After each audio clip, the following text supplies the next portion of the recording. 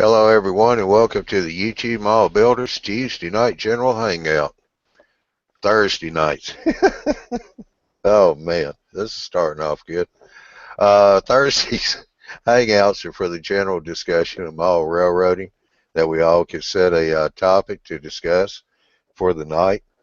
My name's Johnny Reb from Southeast Rails. Thursdays Hangouts are the proud sponsor of the YouTube Mall Builders, the EMAG, and the YouTube Mall Builders Live Show, and also the Tuesday night presentations with Gino, Troy, Barry, and Mike, and Dave picking up the off weeks throughout the year.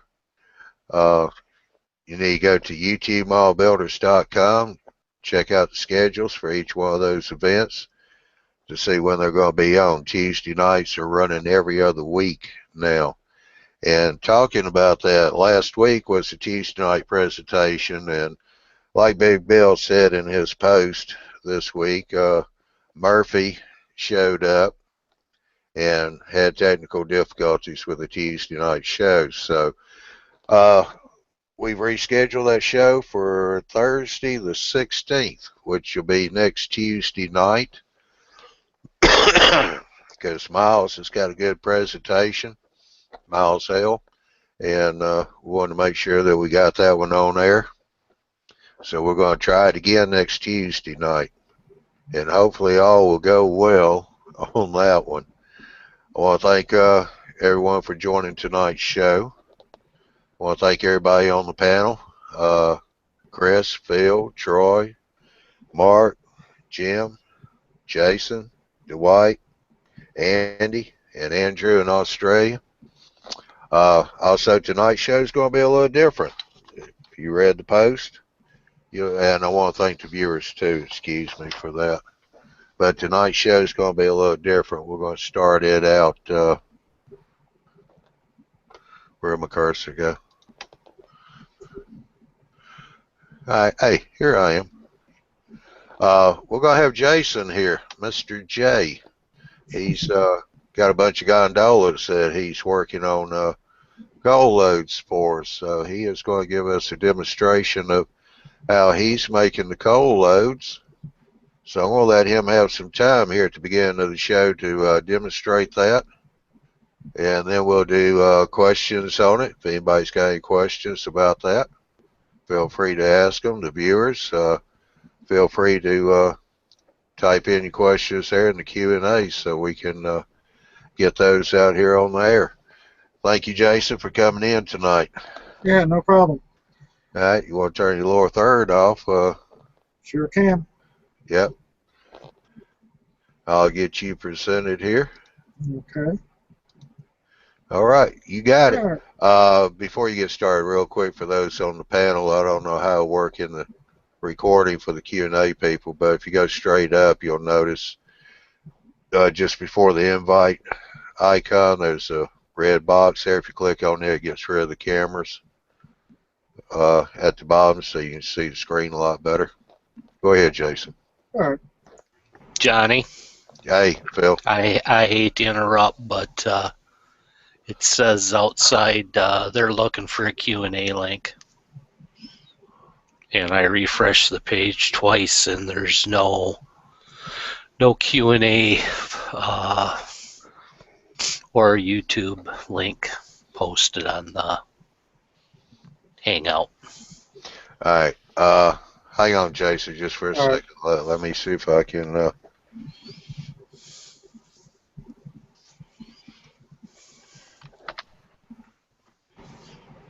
While he's getting that, let me ask you, what kind of cars are you putting these loads in? Are they Top Guns?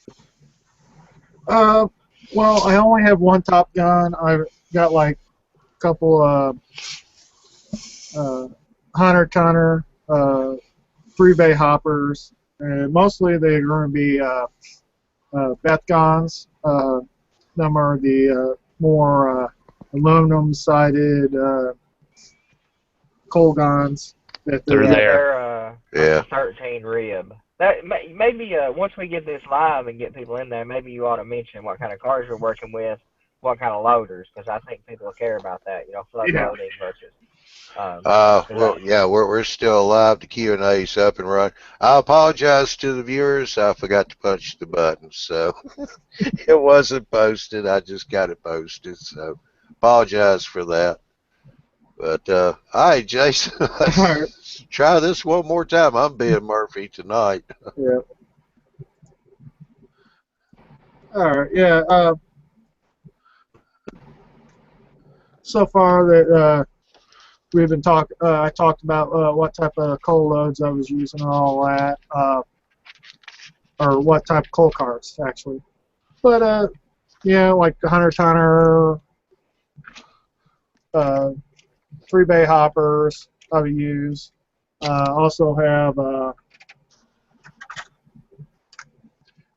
these. The majority of them are going to be these Bethgons that I'll be using. I got like 24 of them now, and I got half of them already with loads. But yeah, I'm going to do right now. I'm going to cut one for this top or 100-ton coal hopper. I already measured it earlier, and comes out to about 32 millimeter wide and about 45 feet HO scale in feet.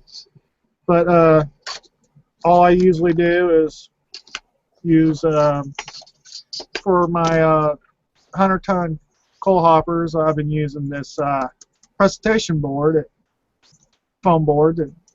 It seems like it's really easy to use and all that.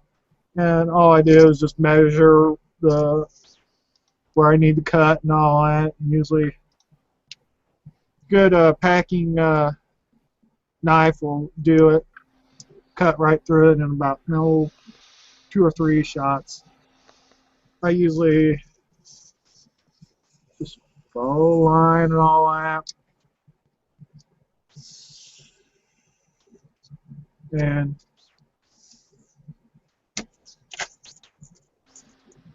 use it 2 or 3 times. This should be the what I can be able to use. Sometimes I got to trim it a little bit. Looks like this one's going to need to be trimmed, but right now I'm not going to try trimming it just with time constraints. So I'm only going to do probably about 30 minutes here. Actually, this is probably will fit almost in there, the other one, but usually what I'll do is then measure one of these little things. Don't have to be real precise. Sometimes I'll just go something like this, measure, and usually I'll use a different type of knife for cutting this.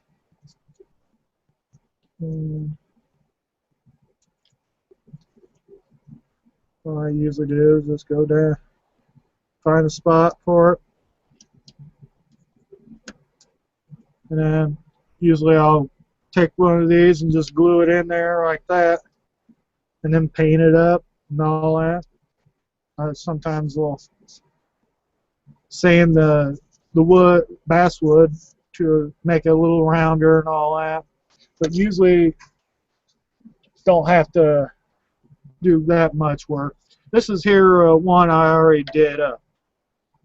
I even put divots in there for uneven of the coal mounds and all that, and we'll move some of this stuff around here,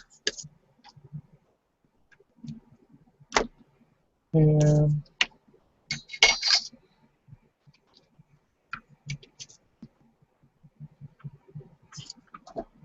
bring down what I've been using to keep the coal and all that.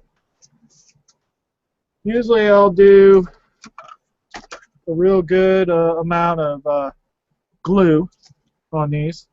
I've been starting to use this glue all and just using that for my base, getting a pretty good amount of it on there. All I do is just put a good amount on there, and we'll start brushing it out and all that, getting it all in there. And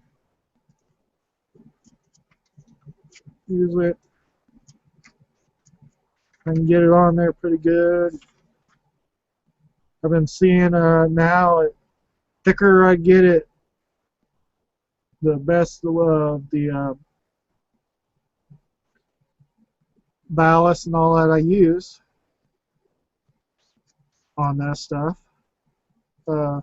It'll stick better. And sometimes this means I have to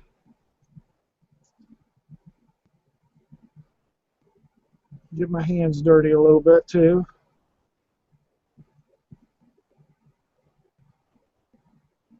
But yeah, it's Phil, can you check that link one more time, please?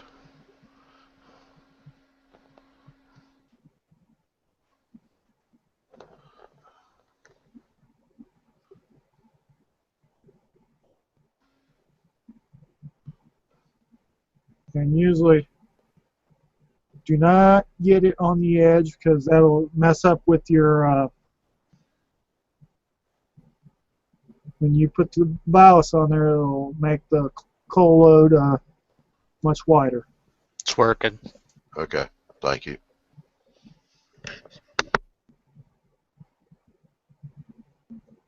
And then get to the coal ballast. I sometimes use this lump coal to start off, and it's just a base I use. But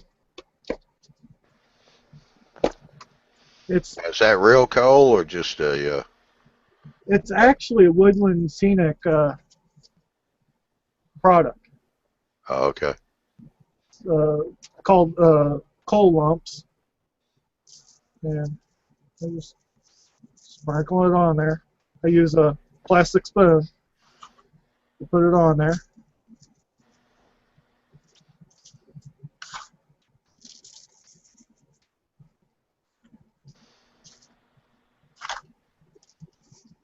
As soon as you get it pretty much all on there, give it a little time to cure.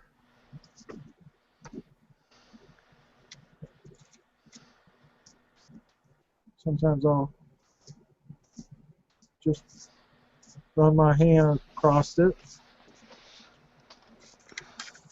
and then just dump it out, see what happens. You see it.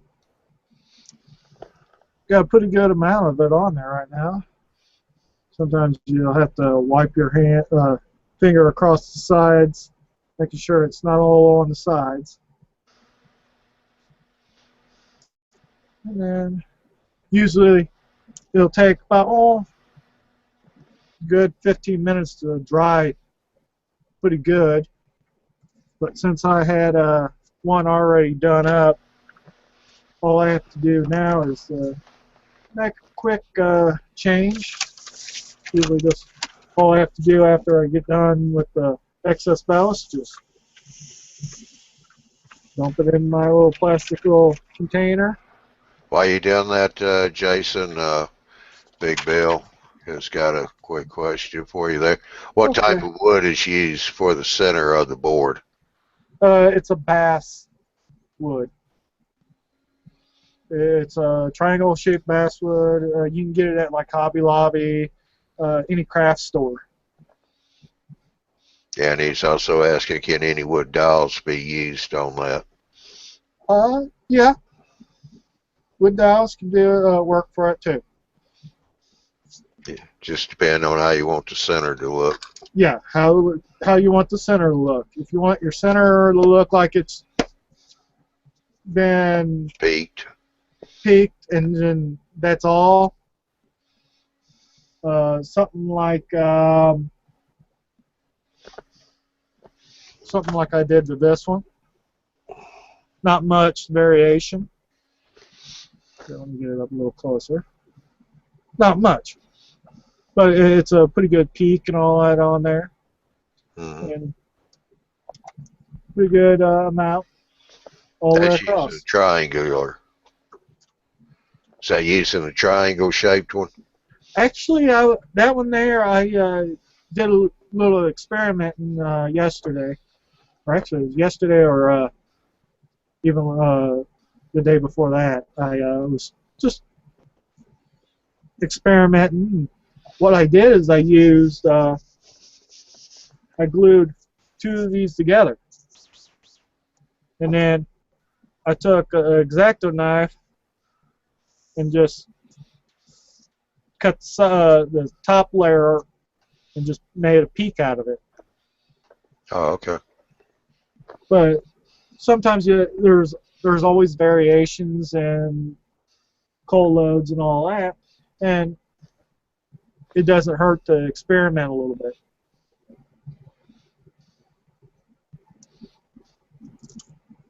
Now I got one that has been dried for a while. Now I'm going to change over to a little bit of a watery mix one. It's about 50-50, 75-25 amount water and glue. So whatever is not fully covered, it'll get more glue in there, and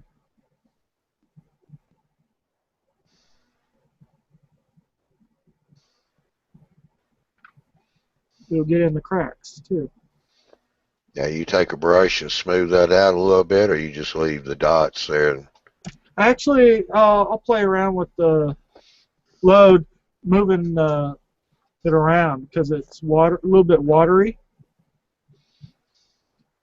and sometimes I make a little bit of a mess too. You're not modeling if you're not. Yeah, that's true. I got a little bit of it on the paper, but I can always wipe that up. Sometimes I have to come back with some more glue.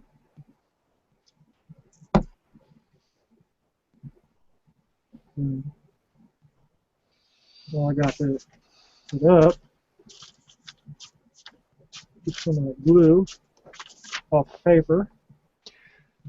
And then I come back with a different type of ballast. I'm using a medium ballast. It almost looks like an eggshell coal. And then come back and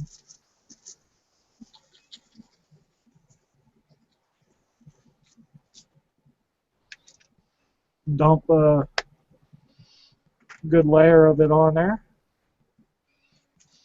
Sometimes it helps to pat it down to get into the cracks and all that. And sometimes it takes more than one try getting it looking nice. Now you're doing that just so you got the variation in different size pieces of coal in the load? Yeah. It makes a little bit of variation. Sometimes you have to do it more than once, but usually only one time with the lump coal.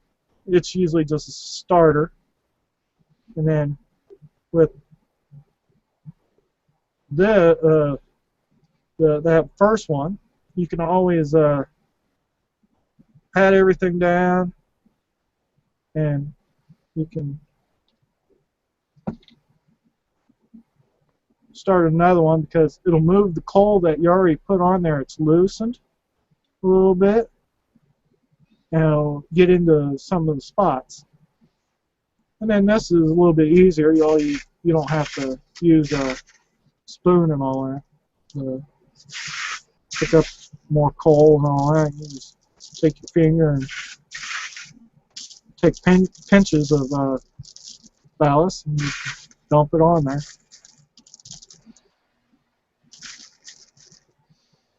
Sometimes you got to pat it a little bit.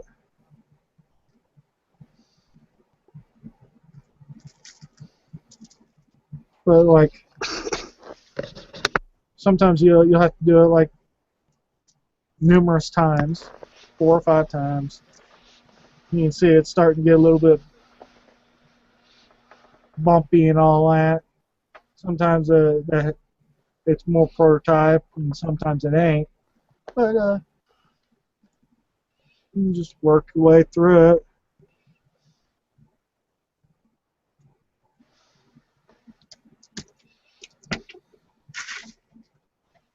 Because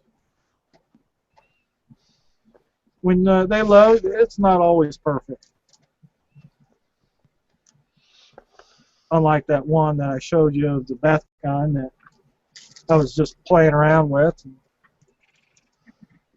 experimenting the other day. And,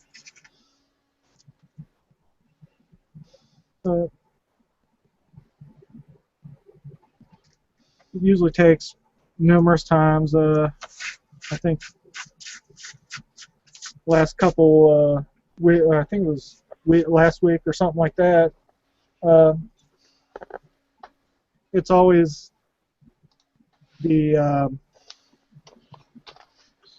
takes time. You got to have patience and all that with this. I started when I did it earlier. When I was a lot younger, didn't have that much patience, and I just wanted to get coal loads and all that, and get them on track and start running them. And I didn't have really good coal loads at that time. It just didn't look good. I got fed up with it.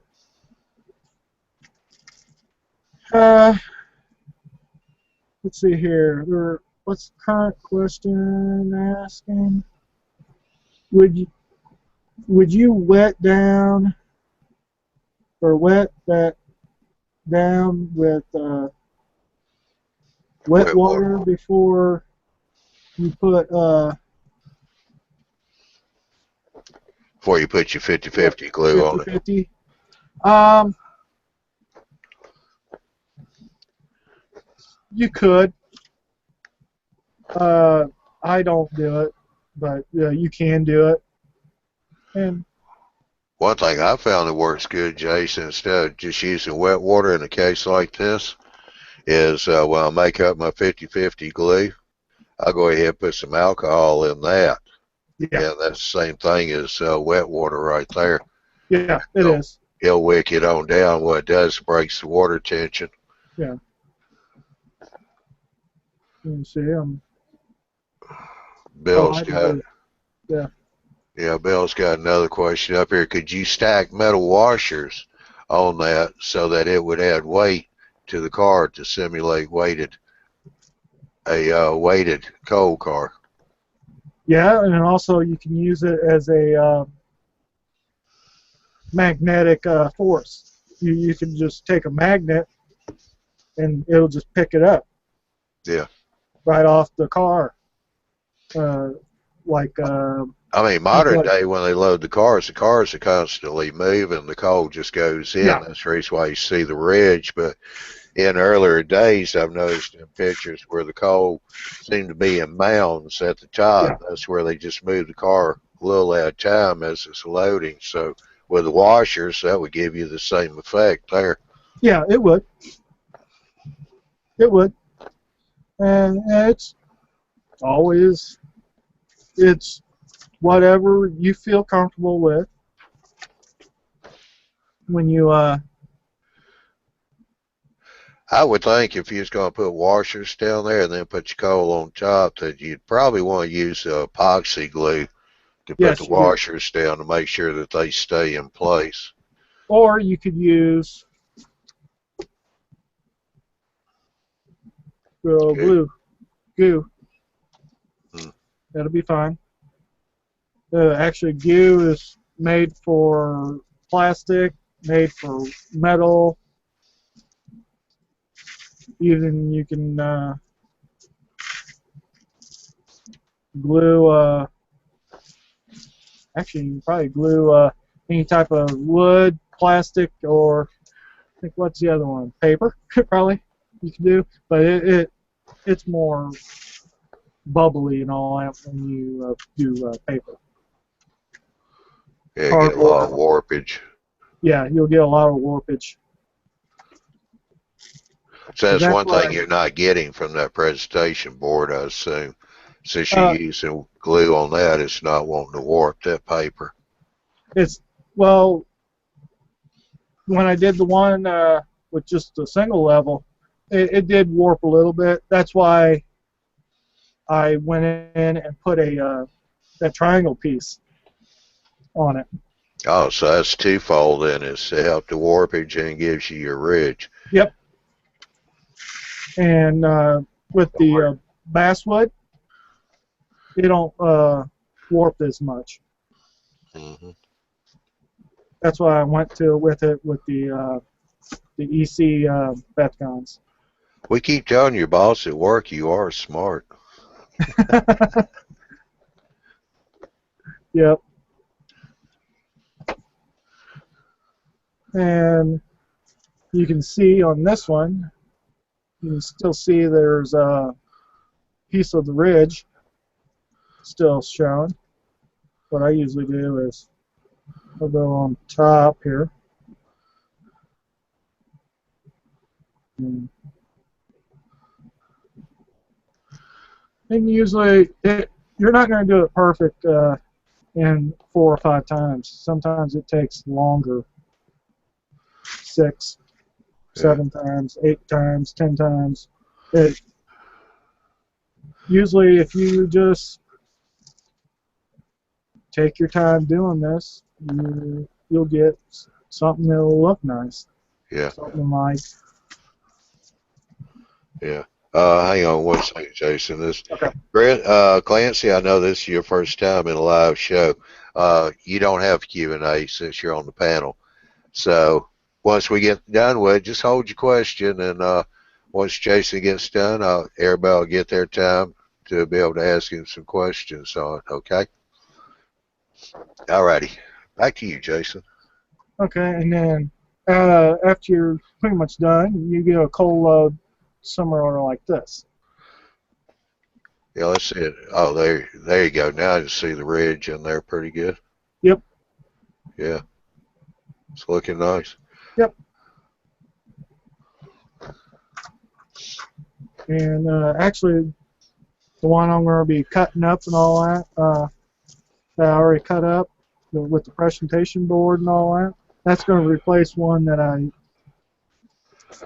messed up on.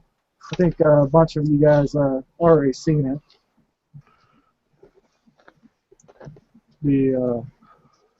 That one that I just botched up.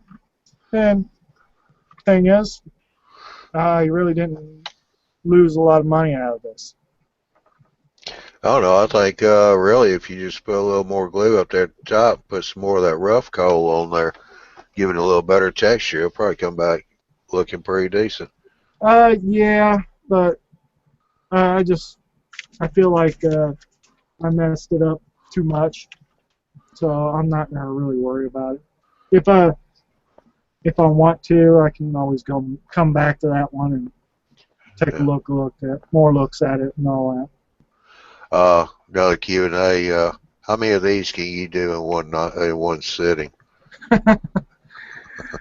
Right now, usually 1 or 2. But when I get going with it, when I have like days after days of it, I can just do it. I can probably get about 4 or 5 of them done. Yeah. And especially this way I was experimenting with a couple days ago, I'll probably be able to do. Yeah. Big Bill said, please send all your mistakes to me, okay?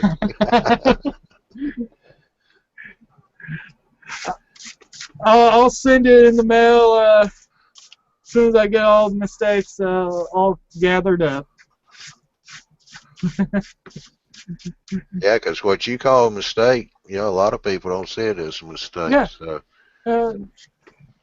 Shoot. One of my mistakes when I was really young, I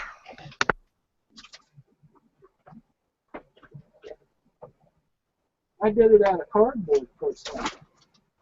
And I was impatient and all that. And that's what it looked like. And and it warped and all that too, and I just didn't get patient enough. So let's see here. They look good on.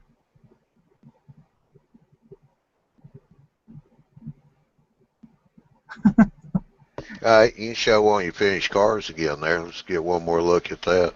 Okay. Here's one of the 100-ton cars that I did a couple days ago. And granted, it don't look prototypical, but it looks good enough for me right now. Shoot, it looks pretty good. Yeah. Not bad. But yeah, and actually the car that I showed you, I was experimenting with some things. It's actually not fully finished yet, because when I get done with it, I got to put these underneath them to make it the right level. Yeah. Because it's only about that thick. Yeah. And it's going to need something to rest on. Yeah, because that one don't have, wasn't made to have a load put in it. Doesn't have the ridge in there. Don't have the bracing. Yeah. Like some of the others do. Looks like you've already put weight in that car too, down in the very bottom there. Yeah, I did. It was very light after you put a bunch of cars together, and it just moves around and goes off the track. But I'm getting more thinking I'm going to use a lot of this technique that I just did on this for these cars here. Yeah. I'm just going to mess around with the height a little bit on them and just make them just not all the same. Yeah. Yeah, I'll tell you wooden what. peanuts. Yeah. I see here. What's Mr. Bill asking now? Hey, Jason, one thing to remember is this. Don't let your perfection get in the way of your fun. Yeah. Yeah. My perfection, some people think this is good right here, or some people think that's real good. So Well, it does look good. it does, but everybody has their own thinking. Yeah. And I'll probably go through maybe a little bit, but not that much. Perfection will be actually the one I just finished up here, or did that there. I only probably have maybe 1 or 2 tries, and that might be very good in everyone's eyes. Yeah. I might run just a little bit more right down the ridge on the sides there. Just Yeah, a little bit. I probably will on that. But and after you get done with the ballast, all you got your little tub. Take the lid off of it, and that's why you always have a piece of paper underneath what you're doing, because just fold it up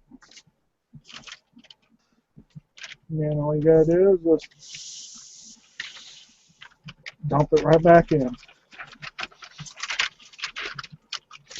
All right, Jason, if you would, after you get the cap back on that, Uh-huh. you'll go back through all the materials that you used to do those loads with. Sure. Usually, when you cut and all that, you're cutting. I got a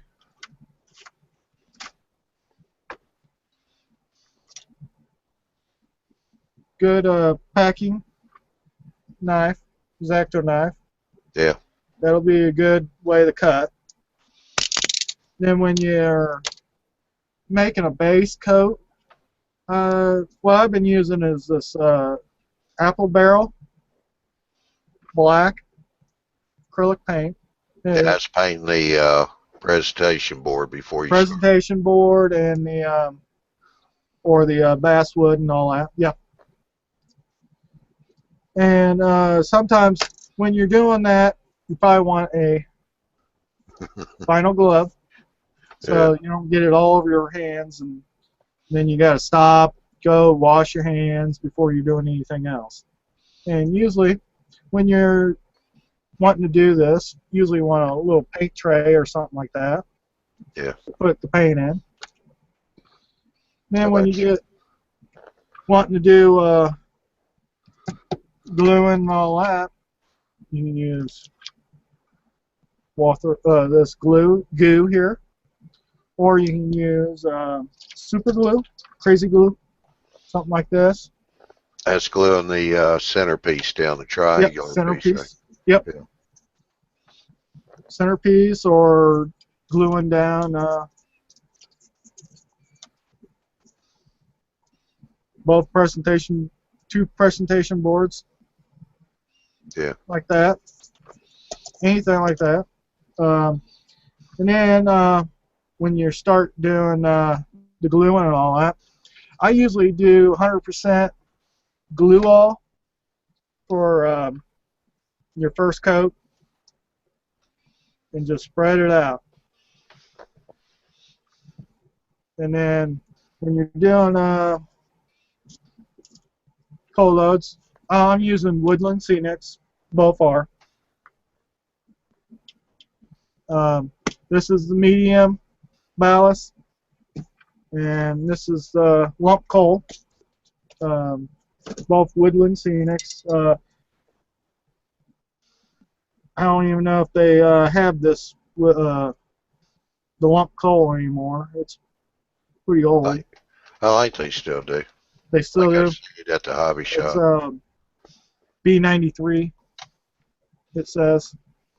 Yeah. On it, but spreading your coal, plastic spoon will do, and even your hands, fingers, pinch when you're bringing the medium ballast up and all that.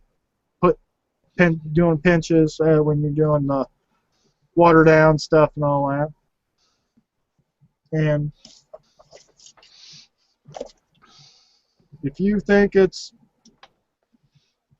really good and all that, and all you have to do is, I've been just letting them set. That's all I've been doing, to let them dry, and I don't do anything else right now. Yeah. But sometimes you'll probably want to do a water down black to it, and just drip it on there and let it dry. Mm-hmm. I haven't got to that point of doing it yet, but yeah, it's pretty neat. Bill said they're great, really good job. I learned something tonight. Well, yeah, it's always good to hear it from fellow modelers. Getting tongue-tied. For everybody out there on the Q&A, that is working now. So if you got questions, feel free to type them on in there. We'll get them up here and get them answered. Clancy, I believe you had a question you want to ask Jason.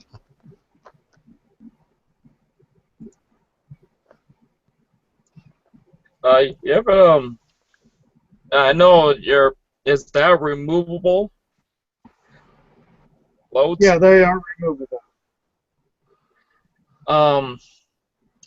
There's some other model railroader over here. He put magnetic dabs underneath the load and use a magnetic deal and just pick up the load out of there. Yeah, I said that you could do put a metal piece in there for a magnet to pick it up and all that too. Well, he said it was a lot easier. Well, well, that was sort of like a good idea Oh, at yeah. the time. It is. Yeah. Curtis said, thanks for showing us how it's done, Jason, how you did it. No problem. Dwight, do you have a question?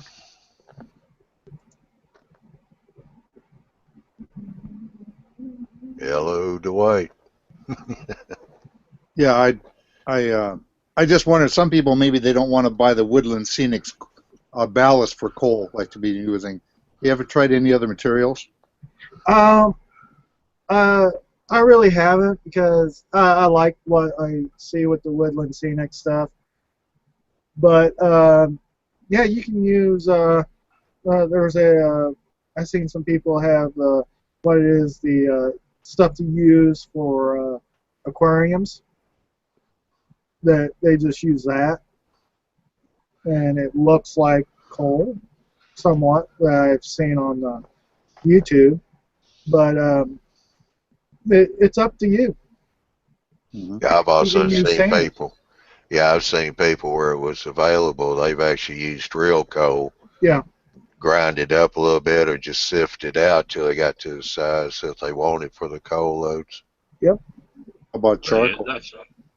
Yeah, that's what I did. I had one Charcoal? of those old-fashioned coffee grinders, and I'd put the coal in there and grind it to whatever grit I wanted. And then I'd sieve it to get the fine stuff out. I'd paint the fine stuff on first instead of painting it black. Then Yeah. I'd just sprinkle the rougher stuff on top to make it give it that texture. That worked quite well. And then you seal the dull coat.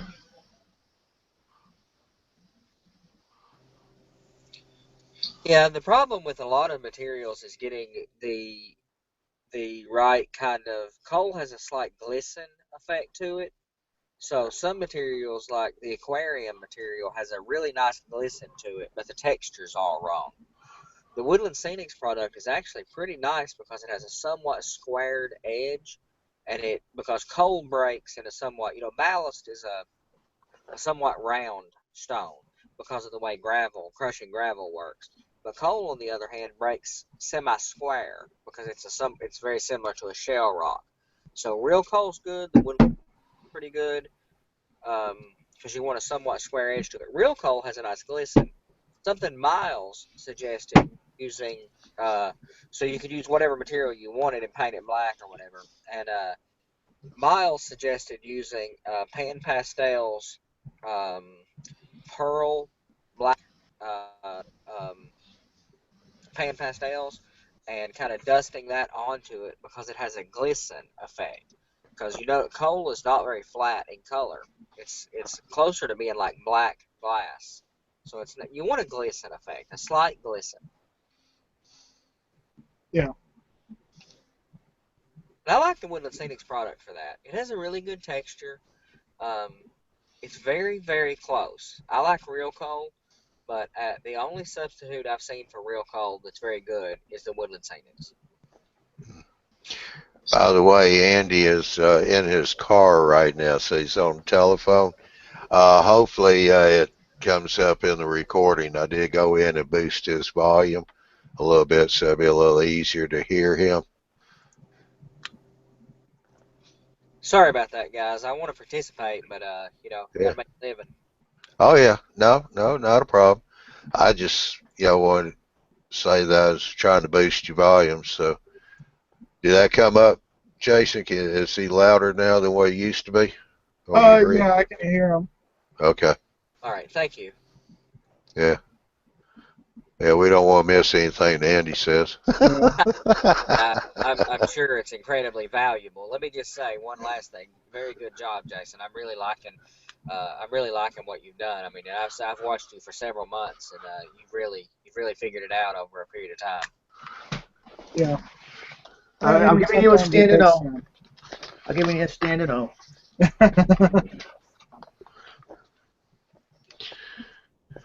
Well, since we're on the topic of, like the coal cars, anybody done anything with box cars where they leave the doors open, maybe put some kind of detail inside the door like crates or anything like that to give the box cars a little more interest?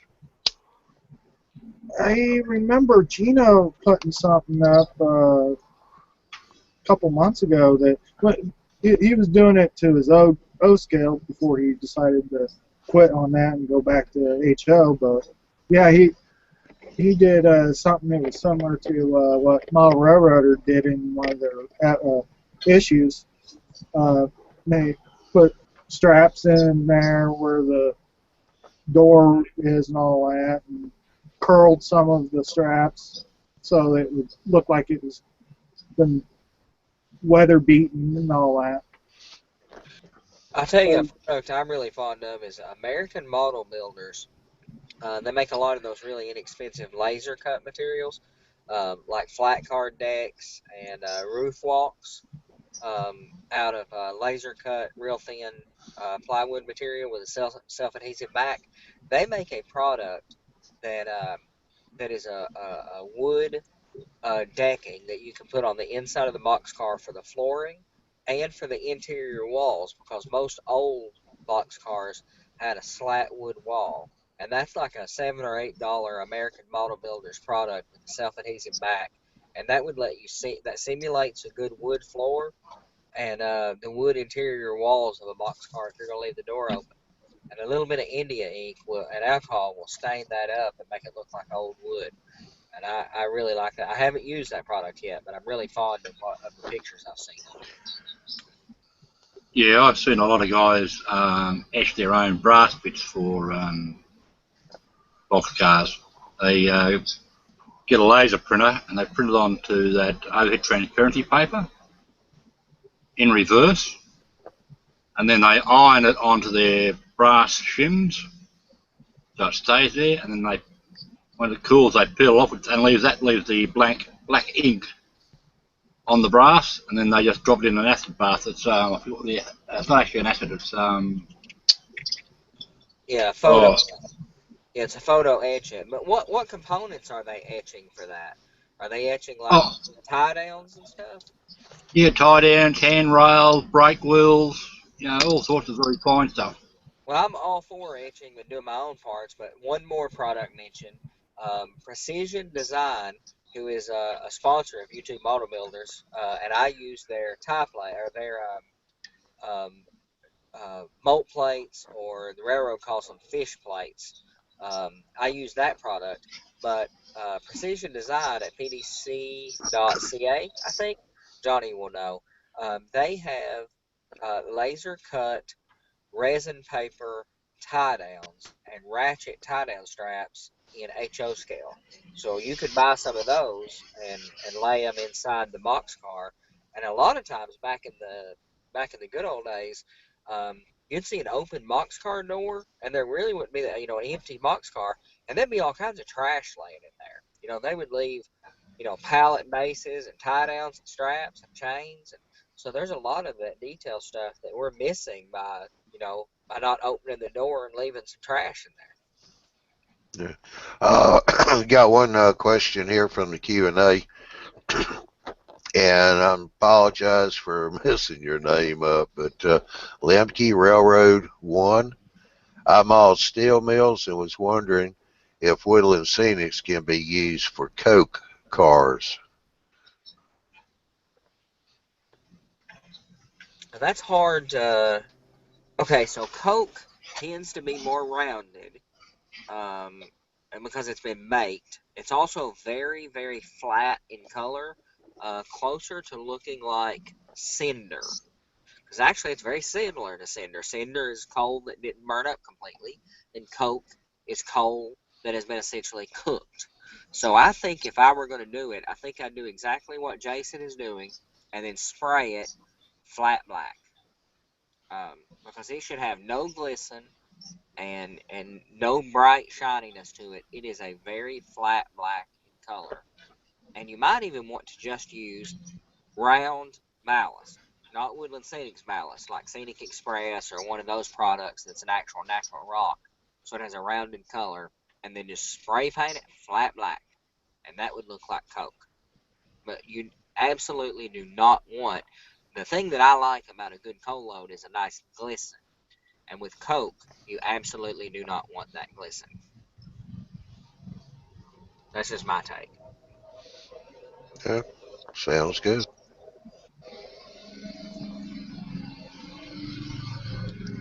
Anybody else got any other details on, say, box cars or whatever besides the usual walkways and brake wheels and all that they might What? put on theirs? How about just putting a hobo sitting in the car, Yeah, hanging Yep, that out? works. that'll work. You know, they're part of the railroad scene. Hey, Dwight, you and I have the same mind. I was going to do the same thing. Did you see Ken Patterson had a couple, 2 or 3 episodes ago on What's Neat? He was talking about the history of his layouts and the pictures that he took. It was on that article, and he showed a picture of a box car and him as a kid with that box car with a hobo in it, and then he showed that he still had that box car, had a little hobo sitting in there. That's a neat idea. The thing that I try to make with my freight cars is I try to make them look a little bit generic, so that if you see a car come around and then the next time you operate, and the next time you operate, the next time you operate, it don't feel like you're getting the same car back all the time. So I like that idea though of a homo. Yeah, Flat cars are some. I mean, of course, I'm a Appalachian coal hauling railroad modeler. So coal cars and coal loads are more important to me than anything else. And I have to model numerous types of coal loads because my railroad um, hauled unfinished or unprepped or unwashed. It's the actual term, unwashed coal. So I have to mix dirt in with my coal loads that go to the prep plant, and then from the prep plant, they sent off 5 different sizes of coal. Egg coal, which is what Jason is basically modeling, finished egg coal, like going to a power plant. But they also sent chunk coal to coke manufacturers and to the steel mills when they had metallurgical coal. And they also sent auger coal, which is about the size of the end of your thumb. It's about the size of a number 2 or number 3 gravel. And that was sent for home use for heating coal. And on my railroad, I am simulating 3 of the 5 different sizes that they sent from the prep plant and treating those trains differently. So that's another interesting thing you can do with coal loads is have different sizes of coal, and those are different types of trains that are going to different places that are treated with different priorities. Like the train that's going to the steel mill. I used to work in the coal industry at a coal sampling facility, and the metallurgical coal that was being sent from Aminata, Virginia to Bethlehem Steel was $1 million train. It was $1 million load. They sent 100 cars. Bethlehem Steel paid $1 million for that coal. And that was a coal train that operated at Class 1 priority. So you can have coal loads that are raw coal if you're modeling the 50s, and that's an extra. It will operate at the lowest priority, and especially in the modern era, but even in the 50s, you can have a metallurgical coal that was going to the steel mill, and it would operate at Class 1 priority, and it's a coal train. So there's some interest there. But one added thing about different types of cars, other than coal cars, and that's why I mentioned that I love coal cars. My favorite cars to model loads on are flat cars, and that's why I'm so fascinated by the product that Precision Design has come out with those tie down straps and ratchet straps in resin paper, laser cut resin paper, is because we can now model very interesting loads on flat cars and have the proper tie down straps for them. And I think that's some of the most interesting loads you can do, is because they ship everything in the world on flat cars. You can strap some really interesting crap to a flat car. And actually, you can take a piece of plastic bag and a styrofoam block, um, glue the wallpaper sack down on top of a piece of styrofoam and paint it, you know, the color of a tarp, have a few straps coming out from under it, and you've got a load, and you've got nothing in that. And I mean, you could buy those online for $10 or $15, or a piece of styrofoam and a Walmart sack and a couple tie-down straps. You've got some really interesting flat car loads. Yeah. Curtis has got a. What about using charcoal for the steel mill? It's a flat black. We were talking about that just a few minutes ago, Curtis. Yeah, you could take your charcoal and crush it up or grind it and get the size that you want. That would definitely work there. Also, Paul here said don't forget the chalk markings on the outside of the cars, I'm assuming, too. Yeah, for the grade. They would mark the grade on the cars with chalk. That's interesting too. Charcoal. Charcoal has some wood in it. And I've had a hard time. I tried. I took some charcoal and busted it up and ground it up and run it through a sifter and everything because I thought I could make cinder with it. Because in the 50s, before the EPA, they used to pour cinder along the sides of the roadbed or the right-of-way to kill off plants and side of railroad growth. And I tried to do it with charcoal, and I could not get the wood shavings out of that charcoal. Yeah. So I'm not sure about using charcoal. I'm looking for a good product for that use. Um, I haven't found a good one yet. So far, I've been using sand and chalk to emulate it. Yeah. Clancy, you had a question a while ago? Before you fall asleep on me? Yeah. Um. Yeah. There's a load I never done for the box cars. But you can get these little hay blocks from Hobby Lobby for $5.99, and I decided to use those little hay blocks and use them for loads for box cars. Yeah, that's a good idea. Yeah. Yeah. So I've look seen one pretty guy. good. Yeah, I've seen one guy here. He's a tool maker. He made his own molds, and he's actually got bags of potatoes for an end scale. And he let pewter cast them, and then touched it up with a jeweler's file, and he'll glue 50 or 60 of these bags to a flat card he will load. Oh yeah. And they're all individual potato sacks.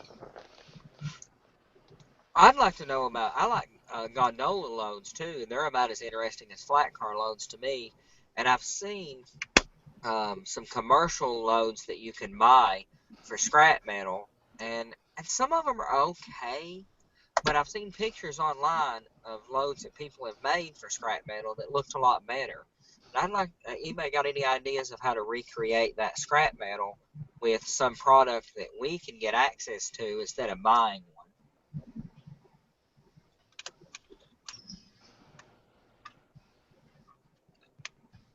one?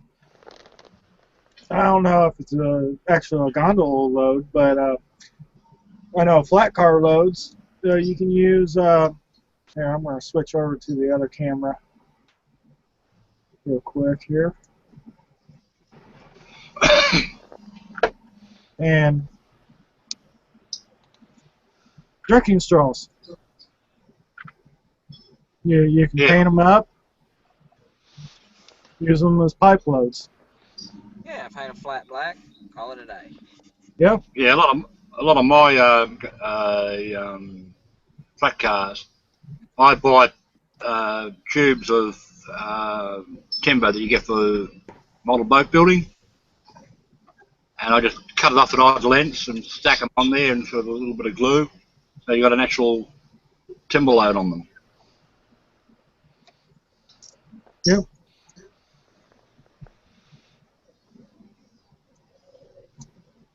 And pulpwood, another common product shipped by my railroad is pulpwood. I just take a bunch of sticks out of the yard, chop up the straight ones, and stack them up and glue them together.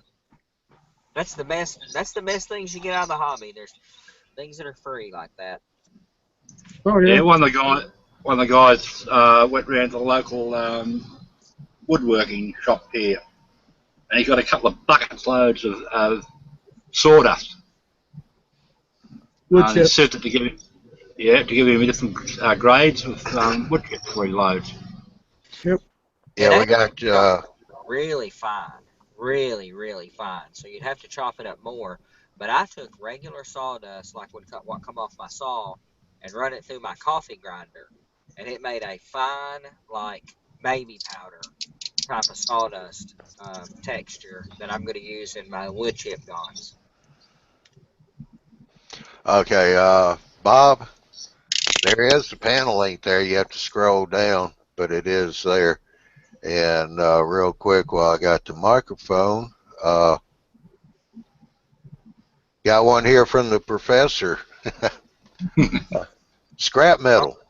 Simply gather up the metal filings, the shavings, off-cut electronic components when you're cutting the legs off of transistors, resistors, whatever, that little piece there, save those up. Legs, aluminum foil on your workbench, pile it into a car, hit them heavy with rust or oil wash weathering. That looks good too. Yeah, Gives you all different shapes and a lot of contrast and contours there.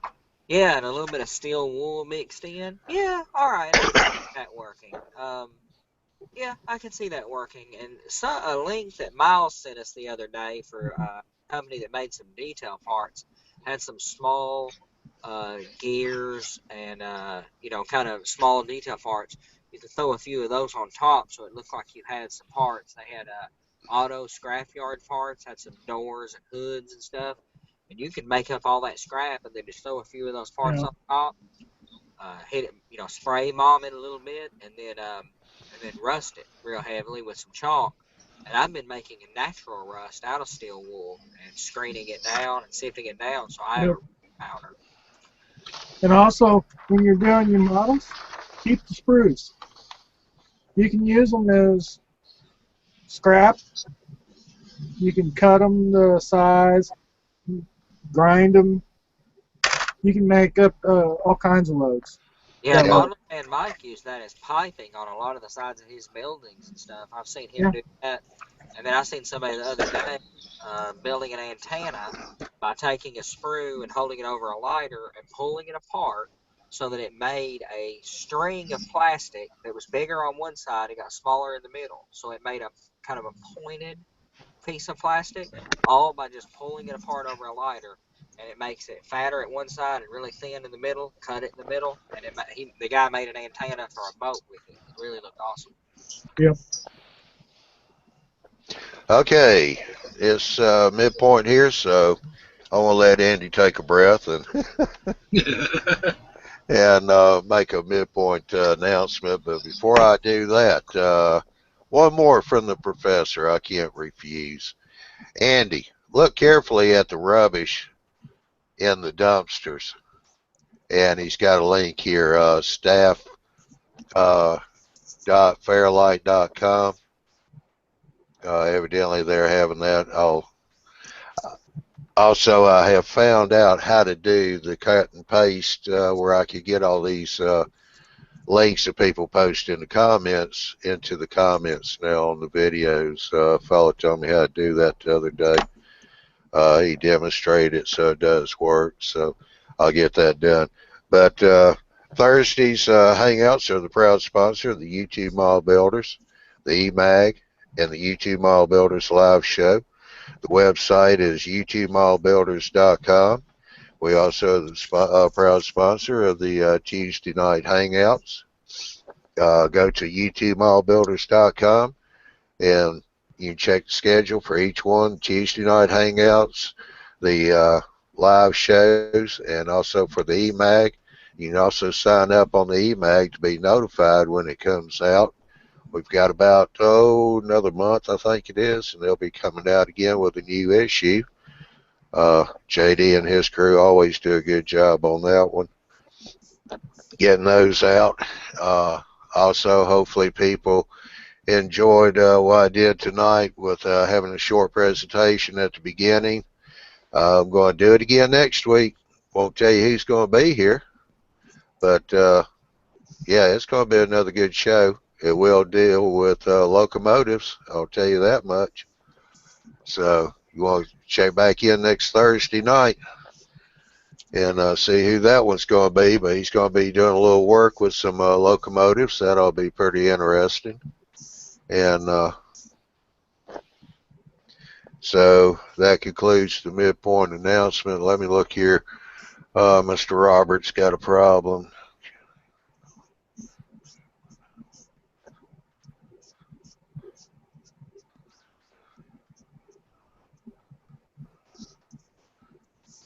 Oh, okay. Evidently the panel link's not working for Bob there. I'll try and get that reposted again for you, Bob, in just a minute or two so I can get you in here. Professor agrees sprues are very, very useful in so many applications. That link.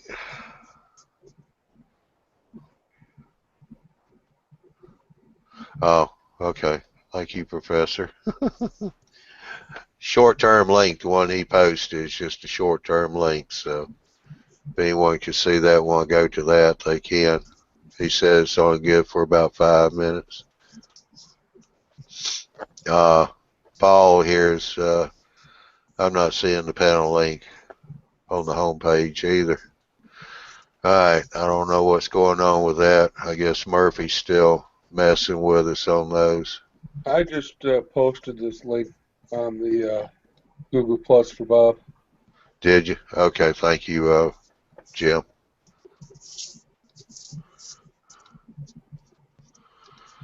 All right, let's see what else we got here. Okay, here we go. Another one is Andy. This is from the professor again. Andy, another link. Zoom in to look at the GROT around the base of the dumpsters. Yeah, I wish I could Yeah, get. thanks. I can't see the Q&A from where I'm at. Yeah, he's on cell phone. Yeah, if somebody could throw it in the chat for me, I can get to the chat. But that's all right. I can look at them later. Sadly, I'd love to look at those. Professor always finds some of the coolest stuff, and he finds a lot of them on Model Railroad Hobbyist forums. And I've said several times, I'm such an advocate of that. That is such an underutilized resource. Some of the best railroading information I find is on the forums of Model Railroad Hobbyist. Yeah. Professor, I mentioned it at the beginning. I don't think you got in here at the time. Murphy paid Gino a visit on Tuesday night, and the show, we just could not, no matter what we did, we just could not get that to go right. So we've rescheduled that for next Tuesday, February the 16th. We'll be broadcasting that show again, same time, 9 o'clock Central Time. So if you get a chance, yeah, you can be able to tune into that one. Hopefully that one will work okay. That shows the dedication of the team, though. Miles took it in stride, and he's camping out in that guy's backyard for the next week waiting for the show. Yeah. Yeah. I have a general question. Alrighty. What tools do you recommend for modeling? Basic tool. Oh my God. I Basic. spend more money on tools than probably everything else I have in the hobby. Number 11 X-Acto blade. Key number 1. Yeah. X-Acto's handy, but I use a lot of jewelry tools. I don't use Xuron track cutters. I use jewelry pliers or jewelry cutters. I use jewelry pliers. I use a jeweler's saw. I use a lot of picks and a dental pick, so dental tools. But in Hobby Lobby, go to the jewelry section and look at their tools. They are very fine and meticulous, and I really like the jewelry tools. Yeah, Professor, no, it wasn't you. Definitely not you at all. It was just Mr. Murphy on the Tuesday night there. Another thing is, for me, I just go to places like Hobby Lobby, Michael's, Harbor Freight. We have those here for cheap tools. They work just great for files. Some of their picks are good too. Get wire brushes from them, hand brushes, and all. Also, I do shop at the hobby shop or hobby shops. I go to one on Wednesday night, do a little volunteer work, but I have other hobby shops I do go to, look at their tools. A good razor saw helps out with a miter box. That's good to have too for simple, basic cutting. Harbor Freight has a real good selection of very small spring and various types of clamps that I found real handy. I just bought a appliance dolly from there so I can move my Helix upstairs. Yeah, Professor said for the first 3 years of his serious modeling life, my main and only dedicated tool was a Victorinox Swiss Army knife. Go Swiss Army knife. Yeah, man, some of the best metal on any knife, man. You can get them sharp. I use a wallpaper knife, a big commercial with the blades that break off. I use that for so much stuff, much more than I use an X-Acto. That's a great tool, no question about it. I use a big commercial metal handle wallpaper knife. Yep, that click, click, click, click, that thing Jason was using. Yep, I got a big metal version of that that's about 1.25 inches wide, 5 inches long or something. That's my favorite tool.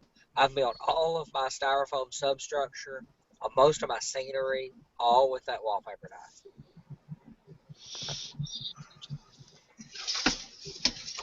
Yeah, just look around, see what tools you think you really need, or what when you start to do a project. If you need something, just go to a local hobby shop or a craft shop and see what they have. They'll do the job for you. And look at other sections other than just the model railroading sections and modeling sections, like the jewelry section and things like that, because you'll find a lot of various tools that are very, very handy that you wouldn't have thought of that'll solve a purpose. And a lot of times they're cheaper. You know, Xuron wire cutter or rail cutter, Xuron rail cutter, $20, and a set of jeweler's stamps are about $6, and they're better. Yep. Hang on you here. Can use paints too. You can go to the painting areas at hobby shop or the hobby shops or craft stores. Absolutely. What's that you got there, Andrew? With my eyesight, the best thing you can ever buy is an electric microscope. Oh. Is that what that is? An electric microscope? Yeah. It's USB, plugs into your computer. You can use your whole screen to view the object. Now, you can go down and look at something the size of half the grain of rice, or you can go up to the size of a matchbox, depending on how high you set it. And then you just focus it up here. Where the heck did you find that? Yeah, where'd you get that at? They're about $80. A company called Adafruit in the US, in Manhattan, sells them. Oh, yeah. Or you can buy them on the internet from eBay for about the same price. Mate, and the resolution is, I think around, I forget what it is, 680 by something. Very high resolution. Can you post a link or something in the side chat? Adafruit sells, I buy like Arduinos and stuff from them. I'm doing most of my signal system and electronics. Yeah, thanks, Johnny. And so you can see whatever that is on your computer screen? Yep. I can't find a link right now because I'll have to change bloody Windows. So it's basically a USB camera kind of thing, but a microscope. Yeah, it's like a USB camera, but it allows you to focus right down. Just search USB microscope. That's all you got to search for. You'll find them. Yeah, he said it connects by USB plug there, Professor, for the microscope. It's for us blind guys. It's just like you know, like a normal camera, except it allows you to go right down to macro size. And I also use it for soldering electronics as well, especially when you're doing those really tiny little surface mount chips. But they're brilliant. You can buy some really cheap ones on eBay. They're about about an inch diameter, about 4 inches long. They're not bad, but the stand is really dicey, and the slightest bump in the table and everything goes out of focus. But that one's got a heavy die-cast base and stand, and you can lift it right up high, and you can actually work under it without the microscope getting in the way. It's brilliant. Professor's got a comment up here pertaining to the basic tools. X-Acto knife, Pacer, ACC, Zap-A-Gap, small metal file, decent side cutters, razor saw, aluminum miter box, self-healing cutting mat, that's something none of us mentioned, which is a very good item to have, and a small pane of glass, which I do have both of those on my workbench, and they work just fine. Now, the professor has another question here, which is, oh, here it is. I thought rather interesting. If as long-term modeler, you were forced to downsize your toolkit to only what fits in a Athearn BB 40-foot boxcar box, toolbox, and that's for traveling or similar, what could you pare your tool kit down to and still be fully functional? Well, I take a box about that size when I go on the road and I'm staying at hotels, and I'll take a kit or two with me and a little small plastic box with about that many tools. And X-Acto is important, and some differs, some screw differs, etc., and a couple files. And another tool I didn't mention that I'm really, really fond of is the normally closed tweezers. So they stay closed against whatever you want, against whatever you're using, and hemostats. Hemostats are really handy. I use them for laying track, running spikes in, or any other, nail. I use hemostats for putting in, like grab irons. I'll use tweezers or sometimes hemostats for doing that. And then with all that in that box, there would only be enough room for a few glues, and that'd be my box. Got to put it in a Xeron cutter. Yeah, Johnny, Maybe a file. I can screen share that site. It's got those microscopes if you want to have a look. Yeah, put it over in the chat side. I'll be able to pick it up there later after the show. When I use jeweler's cutters instead of Xerons, they're stronger, made out of a better grade of steel, and they last longer, and they're about $6 instead of $20 for the Xerons, and I swear they last longer. Yeah. Professor also put up here, just because you use an electron microscope to see SMD LEDs does not make the soldering iron tip any smaller relative to the SMD itself, which is very true. Big tip to a small LED. But I do a lot of reflow stuff. Yeah. Your eye-to-hand coordination could get a little bit better, though. When I can see that. Yeah, Dwight also posted up here, change the blade often on your X-Acto knife too, which is a very good idea. So it will cut a lot easier and better. And by your X-Acto blades, you can buy a box of 100 of them, and it's a tremendous lot cheaper. And also, I buy, what do you call them, a safety razor blade? It's straight on one side. It has a piece of folded metal on the back of it. They're just square. I use those. I have a paint scraper tool, and I use it because it lets you do a very controlled, straight down cut. So I cut stuff off of screws. I cut laser etched brass parts, like all my track detail parts, all with a straight razor, a safety razor, in a paint scraper handle. Yeah, that's interesting.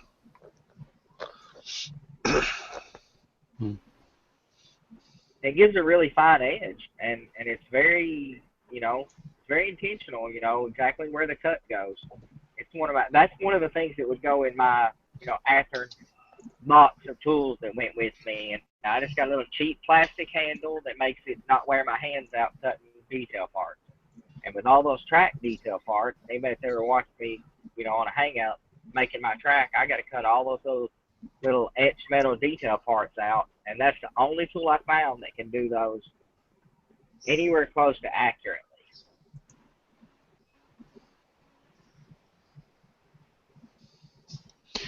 Oh, here's another one, Professor. Remember, Exacto ads in MR Ball Railroad magazine used to say, if you could cut around the dotted edge of this ad and you do not cut through at least 7 pages of the magazine, it's time to change the blades.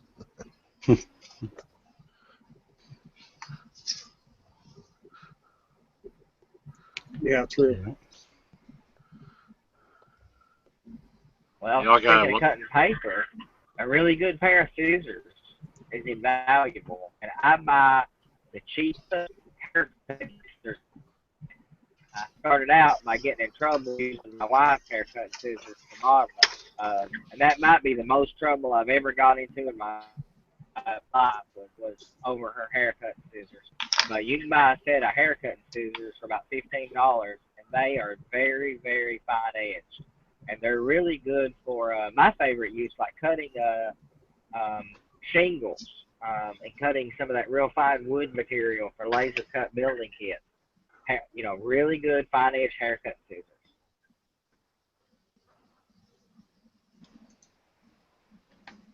The other thing you can do, if you got the money to get hold of them, surgical scissors, different sizes and shapes. They are brilliant. Oh yeah, and I've seen modelers use a surgical. Well, I went stupid, can't think of it. The blade used. Scalpel. A scalpel. I've seen a lot of modelers suggest that a scalpel is a tremendous lot better blade and edge than what an Exacto can give you. So if a man can get it, and I'm like I said, hemostats, that's a surgical tool and one of my favorites. I mean, I hand spike track with hemostats. Andy. So, yep. I'll ask the question. You already know who it's from. Andy, so after you use them for modeling, do they still work okay for hair? My wife says no, and that's why I got into trouble. So it cost me a good growling, probably a meatloaf dinner. The best I can remember, I think it cost me a meatloaf dinner, and about $30 or $40 to buy her a new pair. And we have fought more over those haircutting scissors, and she keeps stealing my tweezers. So Yeah, Another good tool. I thought getting into the hobby. She's an artist, so I thought getting into the hobby, we would have a lot of commonality in the way of paints and brushes and those kind of artist supplies. Nope, it seems like the thing that we get into and fight over, sharing back and forth, is like personal hygiene devices, like haircut and scissors and tweezers. Andy, whatever you do, don't raid your wife's makeup bag for the fine brushing and things like that. Yep, but she's done a really good job of keeping me in makeup sponges. That's an invaluable tool. I made the mistake of raiding my girlfriend's makeup bag one day, and I'm still seeing a soprano. Yeah, I'm telling you, they get very serious about that. But Yeah, most of the pan pastels and other weathering powders are pretty much makeup. They're a color pigment in a petroleum base that makes them adhesive and stick. It's basically makeup. So a makeup sponge is such a really good tool. And what I do is tear off a little piece of it with a rough edge and hold it in tweezers, those normally closed tweezers that pinch down on it, and use that to apply weathering powder to the sides of cars, especially coal cars. yeah. Professor up here said be careful with scalpel blades because they flex where the X-Acto blades are ridges. So if you need a good straight cut, you might want to look at using an X-Acto blade rather than the scalpel blades because of their flexibility. Yeah, that makes sense. And I've never actually used a scalpel blade for modeling. I've just heard on a forum or somewhere that somebody mentioned that they did and that they got a much better edge. But I agree, they don't have that. They're not rigid enough. And that's one of the reasons that I'm really fond of that straight safety razor that has that rigid back on it, because it stays very, very true. Plus, you got to be careful; they're very sharp. One thing about scalpel blades, you can get them in various shapes and sizes. Yeah. They get them a very fine tip, or you can get them with a curved blade, you get them with a hook blade, you get them with all sorts of blades. Yeah, and you can get some different X-Acto blades like that. Like my favorite X-Acto blade, other than the obvious number 11, is a chisel blade. But you buy them in like packs of 3 or 5 for a few dollars, and you need to change them too often. And I was using chisel blades to cut my parts, and I was just going through them too fast. It was just too expensive. That's why I went to using safety razors.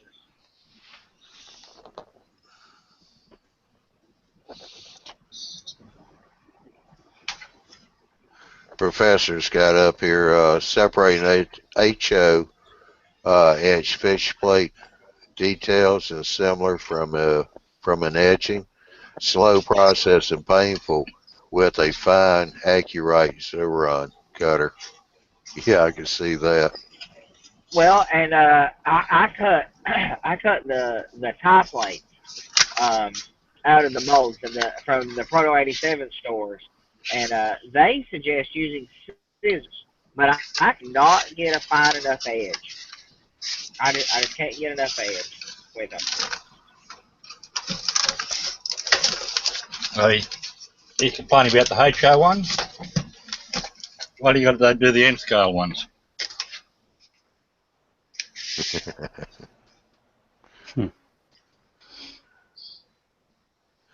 Alright, here's one here.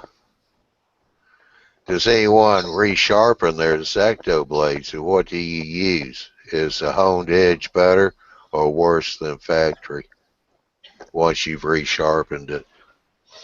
I'm not that desperate. You can never really sharpen as good as factory because the factory ones are actually sharpened by an acid. So they've got a very, very, very fine edge on them. Yeah. When you hit them with any sort of sharpening stone, you can never quite get that sharp edge because your stone itself will roll a very, very fine tip back as well. So, yeah, it'll roll a burr back on the other edge of it. Yeah. Hence the use of a strop and strap. Leather strap and strop it. I get tongue-tied trying to say that. Like the old barbershops used to have, you see them run their razor blades up and down that leather strap. That's what they're doing, is rehoning that edge on their razor blades. Yeah, like the cutthroat razors. Yeah, but they used to. I remember years ago, my dad had it wasn't like a cutthroat razor. It was like a normal Gillette razor that you get, but it had a permanent blade in it. You used to take it out, put it in a special little machine, and you swap it back and forth like as if you were using a strap for a cutthroat razor. And man, was that thing sharp.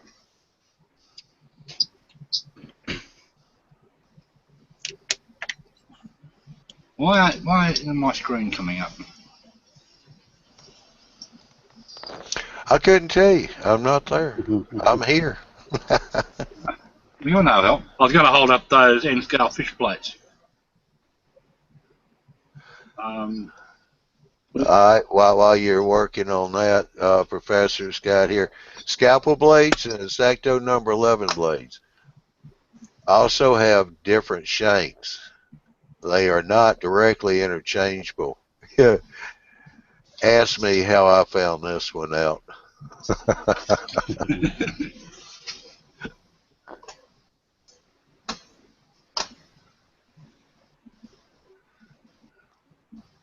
Well, somebody ask him. He's not on here. It's going to take forever to type it all out. Big story. Do you really want to know, Jim? Normally, when somebody says, ask me how I know, you rarely want to ask them how they know. Yeah. Yeah, I've already tried that one. Yeah, Andrew's trying to figure out how to cut his apart because he's an N scale. Holy on goodness. each one of those little panels, there's 300. There's 100 on each panel. Yep, So safety total razor. there's 300 there. I'm telling you, safety razor in a paint scraper handle is the best tool. It gives you a straight down cut, gives you straight edges. I use the exact same parts that you're using there, albeit an HO scale, I'll grant you that. But I use them, I cut them with the safety razor straight down. I glue them to the rail first before I paint either. I take a wallpaper knife and score the top of the rail so it has a little gash at the top for the brake and the 39-foot rail section, and then I paint the rail and the mold plate or fish plate detail all in one painting, so the paint filling around the edge and cleans up the whole mess of light, the whole thing, and it fills that gap in on top of the rail a little bit too.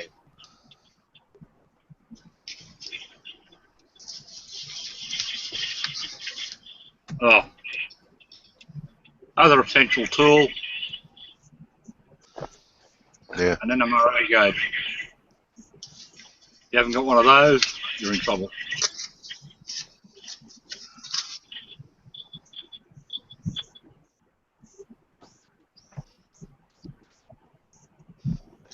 All right, we got a comment here from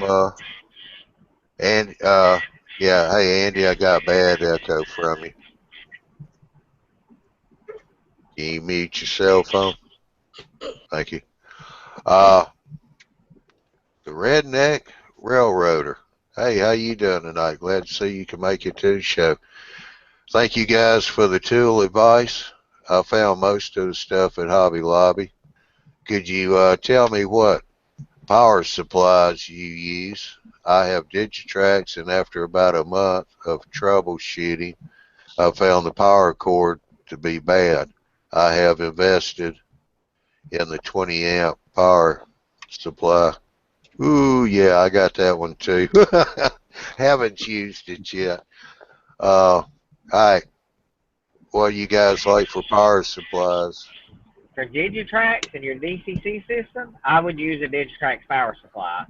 But for other things, it depends on the application. But for like accessory lighting and for my signal system and powering my Arduinos and things like that, I use a computer power supply.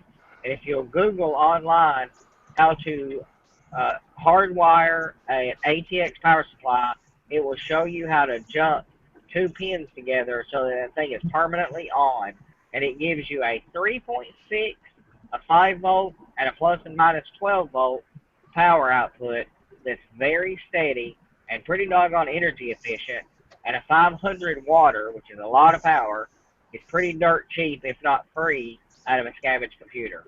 So I'm a big fan of those for most things. Real fast, Redneck Railroader. Yeah, if that's a, because if I'm thinking right, I've got the big power supply from Digitrax, which is, something I really didn't need to buy, but I did. It's 20 amps. Because they do have two of them there, Andy. They got the small one, and I got the great big one. If it's got a bad power cord, I call Digitrax and have them send me another cord. Or if it's made into the unit, send it back. Let them replace that. No need of paying that kind of money and have a busted unit there. I'd definitely send it back. Let them fix it.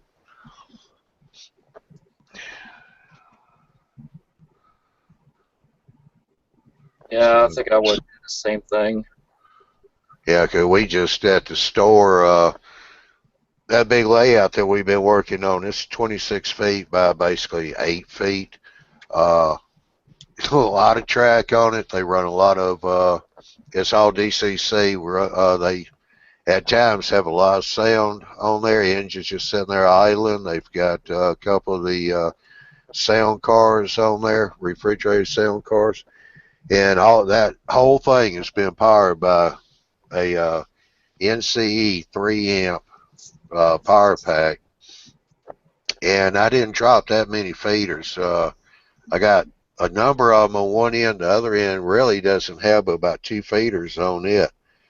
Never really had a problem out of it until here recently. The MRC is about to give up the Ghost, and we had a 5 amp Super Chief Digitrax up under the layout that was what's intentionally supposed to be on there. So I did wire it up last week and got it on there. Unfortunately, it's got a couple of old cabs that I've got to try and find books on and see how to use them so we can put those out on the layout, not have a full cab out there, because it does have a DT402D, which does infrared and radio. Mike did tell me to hook up the panel, the radio panel, because he did want to operate it by radio. But we're going to leave a work cab out on the layout, because too many people like to, when they see something with a lot of buttons, they like to start pressing buttons. And I've also hid the booster where they can't get to it. So it has a switch on there that says ops, and that's for programming the operation of the booster. I know somebody inevitably sometime is going to come by and go, well, what does ops do? And flip it to that and start pushing buttons on the cab and reprogram the whole booster for me. Then I'll have to go in there and try and figure that one out. John, sounds like you just don't have any faith in humanity. Yeah. Really. There's a How lot of many people reasons come for out that. there? You'll catch kids up on the layout, just climbing all around. Brian told me one time he walked up front. This woman standing there with his son. She picked him up, put him up on the O scale, Lionel layout, and he's trying to crawl into the tunnel. Yeah. Those sound cars. Anybody got any idea? I mean, how much power do they draw? Very much power. I wouldn't think they draw that much, since all they're doing is the sound. They just mimicking the sound of the chilling compressor on the end of the car. Right. I mean, the motor, well, and the wheel noise and the clacks and the brake squeal and all that. No, I'm they really don't do that. interested. They don't do that. Well, the ones I'm wanting to use are the ones that do that, squealing and all that. I'm going to put them in the passenger cars. And, Yeah. I mean, I realize a motor in a locomotive is obviously what draws the most power. And I know that with a bunch of sound cars on the layout, you would definitely have some inrush current. So Yeah. when you initially turn the layout on, it would take a lot of initial power to kind of bring everything up. That's part of the problem with the Keep Alive circuit. And I'm putting Keep Alives in all the passenger cars to make the lighting not flicker. So I'm going to have a high inrush current, but I'm curious how significant having decoders and all the equipment is going to be on the overall power load. Professor's got a comment here for Dwight.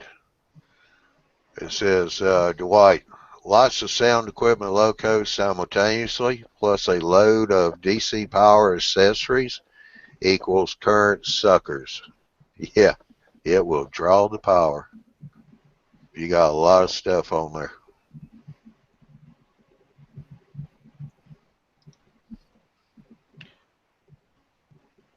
What you been up to lately, Bob? You been sitting nowhere nice and quiet? Yeah, I've been trying not to cough. Oh yeah, that's right. You But, do have a bit of a cold. but I'm okay right now. It's just been planning my shelf and helix project the past couple days. Yeah. Okay. So I've been trying to find the perfect formula for my shelf. And I think I kind of have it. I kind of talked about it during one of my Tuesday night hangouts about how to build shelf layouts. So I think I'm going to go with that kind of plan. Yeah. The one I would want to do. Let's see, where'd it go? Curtis, you're right. MRC works great. They do make good power packs, boosters. Yeah, the one we had on layout was an NCE, and quite honestly, it was just getting really old. It was about to see its days. Brian had told me one night a couple weeks back when I walked in, he's having some major problems. I know when the system was off and I turned it on, I had turned on and off about 4 or 5 times before I could get the cab to light up and start working.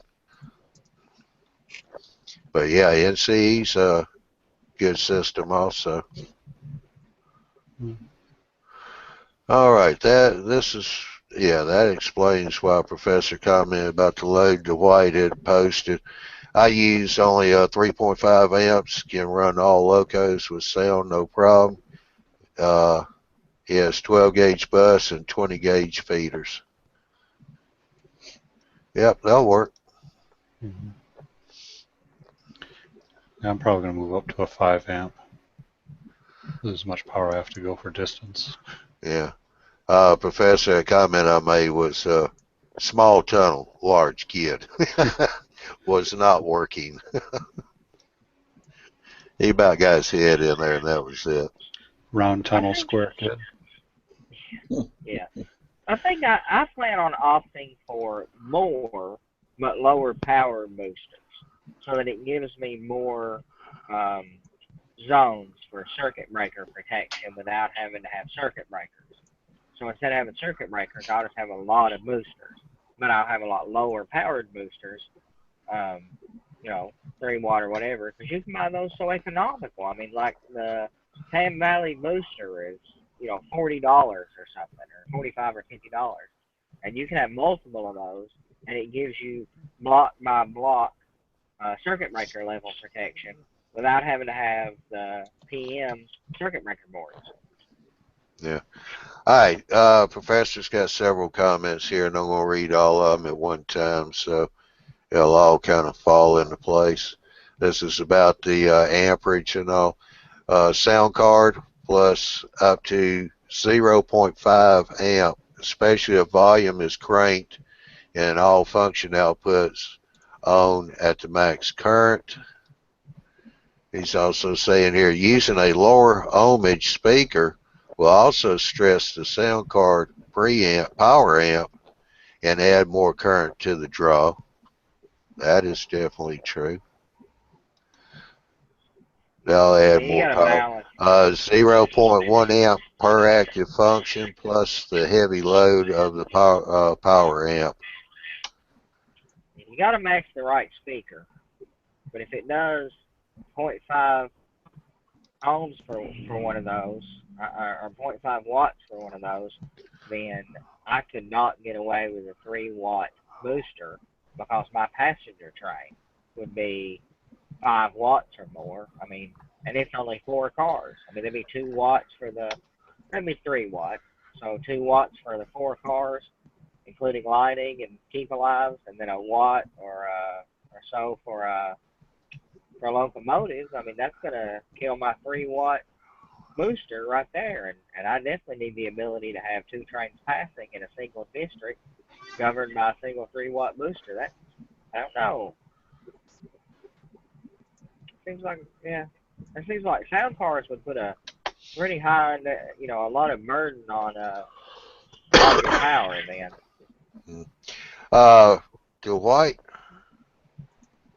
Dwight, this is probably for you. This is from the professor. Is Dwight still here? I think he went to the Q&A. Oh, did he? All right.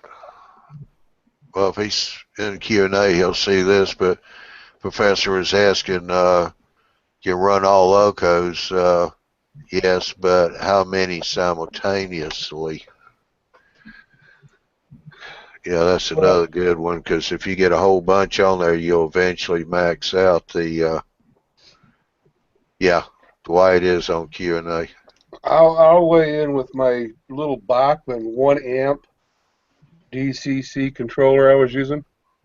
I ran 4 trains simultaneously, one with sound, all of them at about 3/4 throttle, half throttle. Not a problem. Started them all up at the same time, because I have no blocks or nothing like that on my old layout, especially. I just And that was a turned 1 them amp on. system? Huh? And that was a 1 amp system? That was a 1 amp system, ran 4 HO diesel engines, one with Bachmann's value sound. All right. Well, now I'm overestimating the power requirement. And also, all 4 of those were Bachmann engines, which draw a little more power than the better engines, from what I'm told. yeah. So, Also, you got to remember, Jim's layout wasn't that big. I mean, something like that Bachmann power supply, so like the one we got at the store, we would probably start having a little problems just with 2 engines on there running, because that would draw some power, especially when they get further away from the power supply, because they're going to start wanting more power to keep running. Mm-hmm. Well, that has a lot to do with your bus and number of feeders and stuff too, how much loss you have. And I have a tremendous number of feeders and a larger bus than necessary. So I should have no power loss. I mean, I'm running a 14 gauge primary bus, booster to booster bus and stuff, and then 22 gauge feeders. But there is 1 feeder on every rail minimum, and if the rail is over 18 inches or over, I have 2 feeders on it. So there's no way that I have and my layout's not that large, so there's no way I have significant power loss due to size or power. But the problem is these big, Broadway limited, articulated locomotives have to draw a pretty good amount of power. They have to. I mean, they're beefy, they're powerful, they have powerful motors, they're heavy. And they have sound and smoke units. Yeah. Dwight's comment to the professor, doesn't it drive you crazy, all that engine noise? Well, I can say out there at the store, just having 2 engines sitting there running, or having one actually move and run around the track with sound, and then having another one sitting there on the side with the sound running. All the employees out there, after about an hour, are ready to shut them down, turn the sound off of them. I think the default volume of sound locomotives is tremendously too high. If you are not within, if you're within 5 feet of a locomotive, that's whatever 5 times 87 is, so several hundred feet away. You should not be hearing a locomotive 50 feet away. It should be turned down low enough that you hear it when you're within a few feet of it. In my 15 by 15 room, I want it to where when I'm within operating distance of a locomotive, it has a good sound. But when I'm on the other side of that small room, I want that noise to be less than significant. And I think we're running the sound too high. Yeah. Yeah, but then, Andy, you're not as deaf as I am. And they probably want them louder for, when you're at train shows or big noisy places, you can actually hear it. Oh, yeah. But if you're by yourself at home, in the room, or if it's just you in the room running a single train, then that's different. But if you have multiple trains and multiple operators, then you should be able to very distinctly hear the locomotive you're standing in front of with the throttle, but not very distinctively hear a train that is several miles away in theory. So. Should have a volume control on it. You'd think they'd have that by now. Well, they do. It's a CV that you have to adjust, and it is the first thing that you should adjust, in my opinion, to get it right. Is crank that thing down significantly, And it's one of the reasons, anytime we've talked about JMRI or DCC, one of the reasons I have said that ops mode programming, while some people say it's dangerous and don't do it, etc., I've said ops mode programming is an absolute requirement to be able to learn how to do effectively. And one of the reasons is you need to program on the main to turn the sound down so that you can hear it and get that adjustment correct. Mm-hmm. You punch in a button, says, I'm going to do my sound and turn your dial and adjust it back and forth. How come it isn't that easy anymore? You know, that's what I would want. The professor's comment to that was directed to White at the time. Search MRH, Mall Railroad, and Layout Sound, Yahoo group. I'm all about scale sound deployments.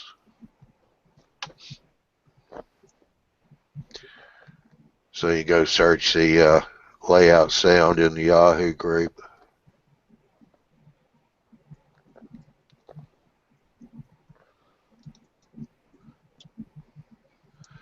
And the professor's trying to get me all tongue-tied tonight with all this. Wow. Don't get him and Andy off on amperage and voltage and current draw and all. Them two drive me crazy trying to repeat what each other is saying. It's starting to sound like a basic electronics class in here. Yeah, really. That's okay. He'll answer some of the people's questions. Yeah. You can't answer all questions all the time, but you can answer some of them some of the time. Yeah, my question was not too technical about sound cards, just an idea of what to expect. But if people are talking about whether they need to buy the 10-amp booster or not, then some of those things, like whether they have a half a dozen sound cards, is going to play into that a little bit. Mark, turn your camera off. You're making us hungry.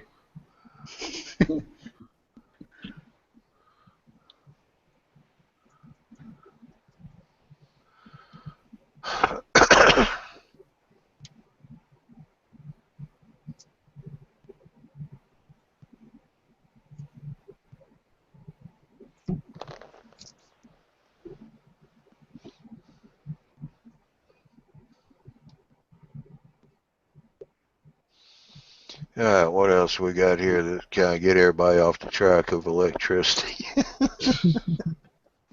Well, there was one important tool that nobody mentioned that absolutely comes hand in hand with railroad. Jim, we can't hear you. You're waving in and out. Can you hear me now? Yeah. One real important tool no one mentioned when getting in this hobby was one of these. Hang on a second. A great big fat wallet. It's hard to get rid of those for this hobby. That's all I want to say. Yeah. Are you using your headphones or the microphone on the computer, Jim? Microphone on the computer. Oh, okay. That's the reason why it sound waved in and out, because you walked away from it.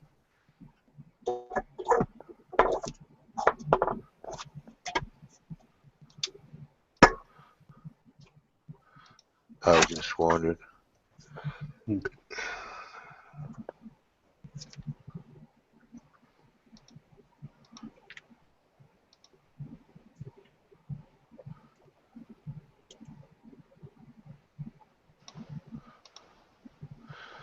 All right. Anybody else got anything else they want to talk about? Questions to ask?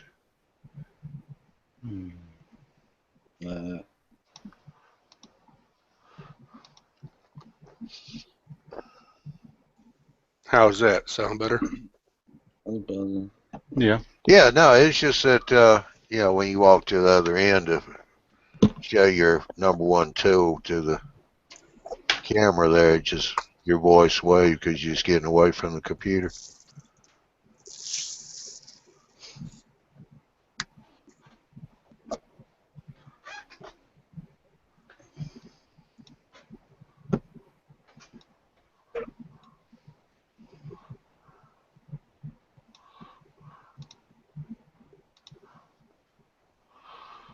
Okay.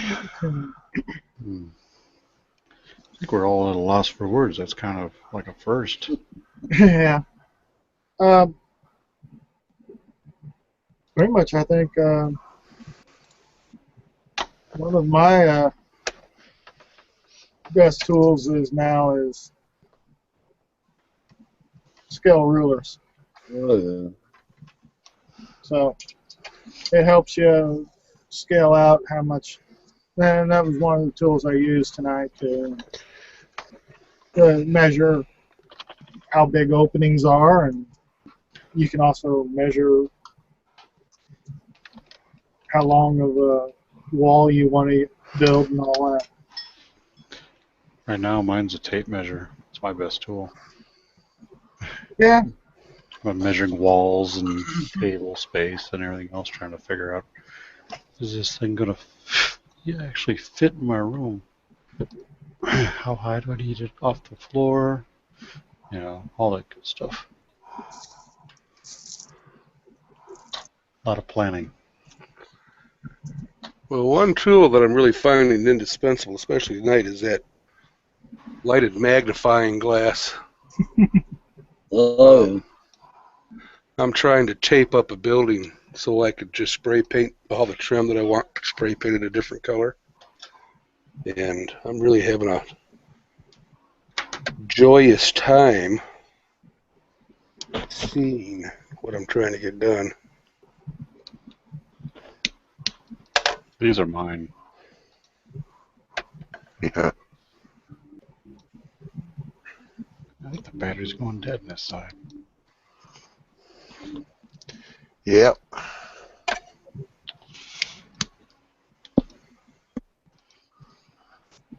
It's just like the orange cap I have has the 4 LED lights underneath it on the beak.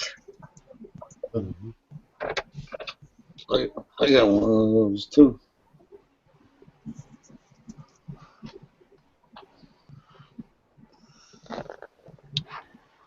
Yeah, Curtis there, when we were talking about power draws and all, he said he uses 12 gauge bus, 18 gauge feeders to 22 gauge, and they're every 3 feet and have no loss of power at all with 4 trains running.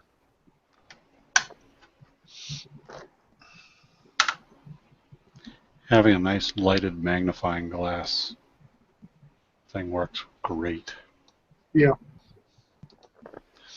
Especially when I'm looking at N-scale trucks and trying to put couplers on or something like that. You know, need that magnifying glass. Here's something that hasn't really been talked about too much on any of the shows. Carter said up here, I guess he's talking about, you know, when we're talking about the different sound effects for wheels and all, he said that he wanted the rolling thunder so the whole house shakes. LOL. Which reminds me, I gotta go over to James's and check his out. Sounds pretty good. Yeah, I I'd like did to read hear an it in article person. a while ago here about a guy that added a subwoofer. Mm-hmm. Well, there's a way to do it without using Rolling Thunder, so you don't have to replace all your decoders. Yeah. There's a way to use a subwoofer. You just have to have decoders that have the sound effects attached to a subwoofer and a bandpass filter so that it passes just the low frequencies to the subwoofer. I personally am opting to do that instead of Rolling Thunder. I don't want to have to only buy Broadway Limited. Actually, my couple Broadway Limited, I'm very seriously considering pulling the sound decoders out and putting new decoders in them.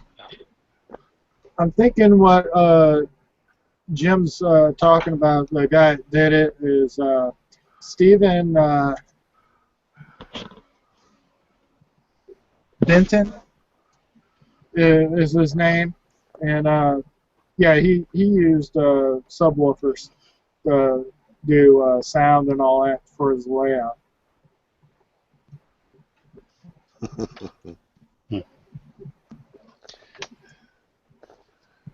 I was laughing. Dwight said after tonight my tongue was going to need an oil change. Yeah.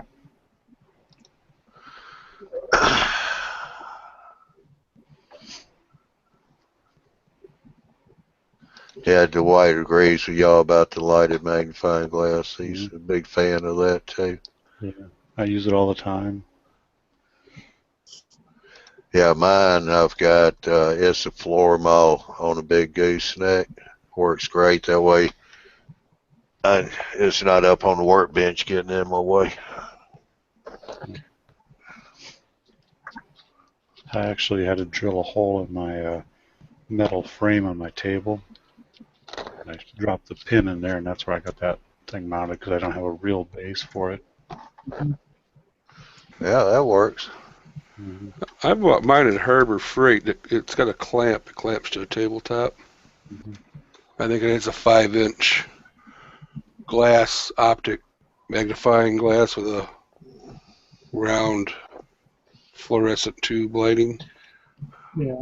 And it seems to do the job okay. Mine's a regular, like 40 watt. All right, well, the professor's got a question for all y'all. How many need to wear glasses for modeling? Just about all of us. Yeah. I wear glasses for life. So. Yeah, I wear glasses to do everything day to day, and bifocals and trifocals, and yeah. I got Yeah, readers. professor's guy down here too. Dude, I heard somebody talking about scale ruler.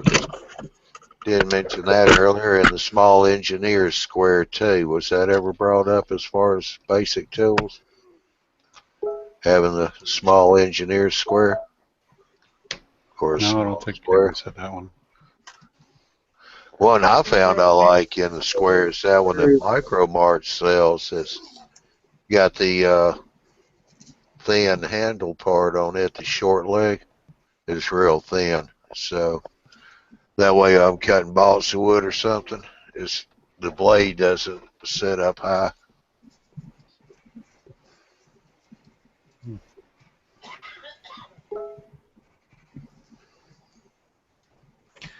Yeah, Curtis said only one bad thing with the Rolling Thunder is it will only work with one train at a time. I didn't understand that was true. I had seen the video stuff on it, and it has Bluetooth proximity. So if you have a relatively large layout, you can have a Rolling Thunder on one side of your layout, a Rolling Thunder on the other, and whatever locomotives happen to be close enough to it, or whichever unit it happens to be closest to with Bluetooth, it will send the sound to that subwoofer. It has some intelligence built into it, and I thought that it would support multiple locomotives. Of course, only Broadway Limited that are Paragon 3. And that's why I'm saying there's a better way to do that. If you have occupancy detection on your layout so that it knows which one to fire, that's not too hard to do. And it's not that hard to take a sound decoder, sound decoder, and hook it to a subwoofer. You takes, you got to do it. It's not just a buy and plug it in. You'd have to actually do it. But Andy. Yep. I want to interrupt you just real quick for a second. Bob, can you see the Q&A? Can I see it? Yeah. All right, I got to run for a minute. You mind taking over on the Q&A questions, please? Oh, sure. All right, I'll be back.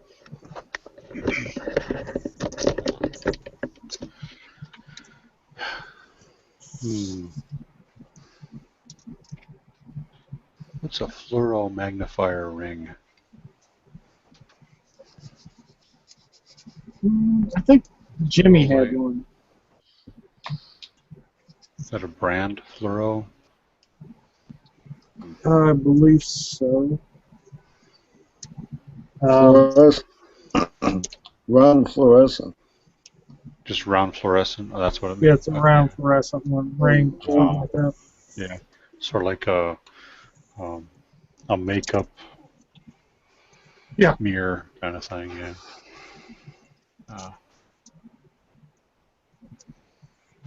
I guess if you have a light balanced fluorescent light, more of a sunlight balance would be great.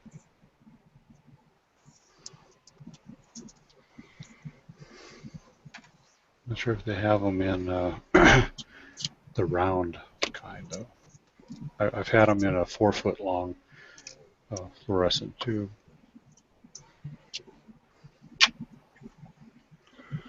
Well, my magnifier is a round fluorescent tube. Yeah, What you're mine talking too. about? Is that what you're talking about? Yeah, yeah. Yeah, it's about, like I say, the one I got from Harbor Freight for about $32 or something like that. Wasn't very expensive. No. And I bought this a year ago, and I use it a lot. The tube's still going. Mm-hmm. It was my desk light for a while there.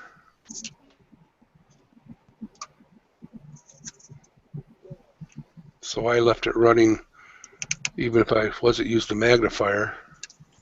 Yeah. So it's served its purpose pretty good so far. True. But I mean, fluorescent. If you're talking about lighting, like he was talking about lighting, your layout.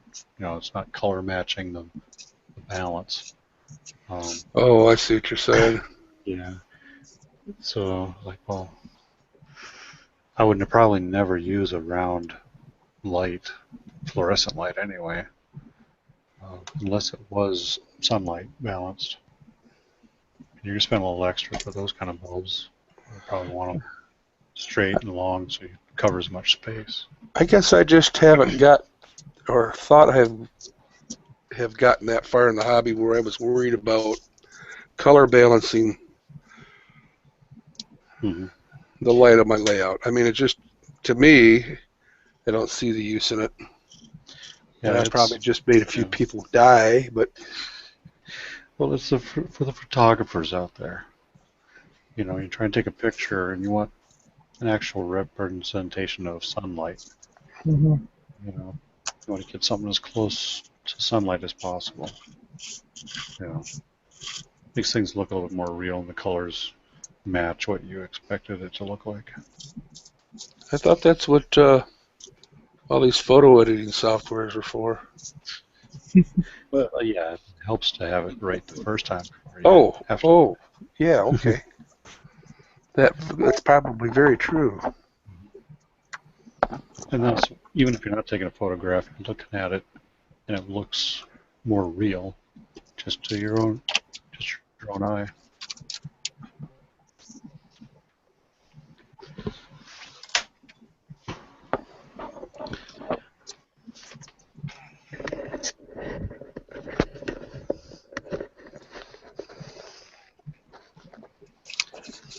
And so Russ was talking about the blue tinge that you get from a floral light, because it's more of a cooler light instead of a warm.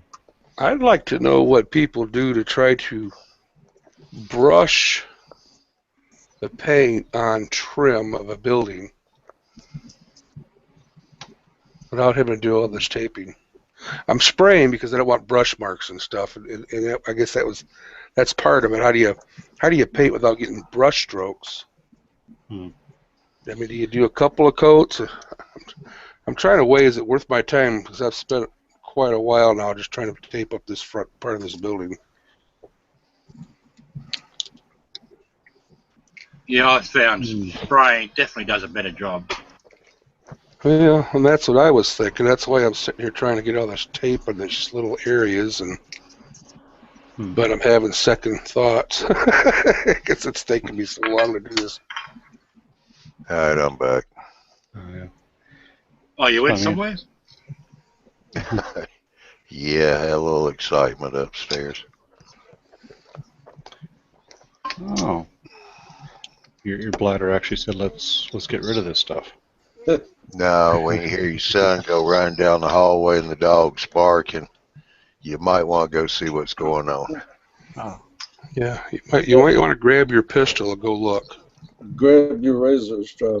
Well, I tell you what, we've kind of passed the bewitching hour here. Oh yeah, we did, didn't we? Yep, we did.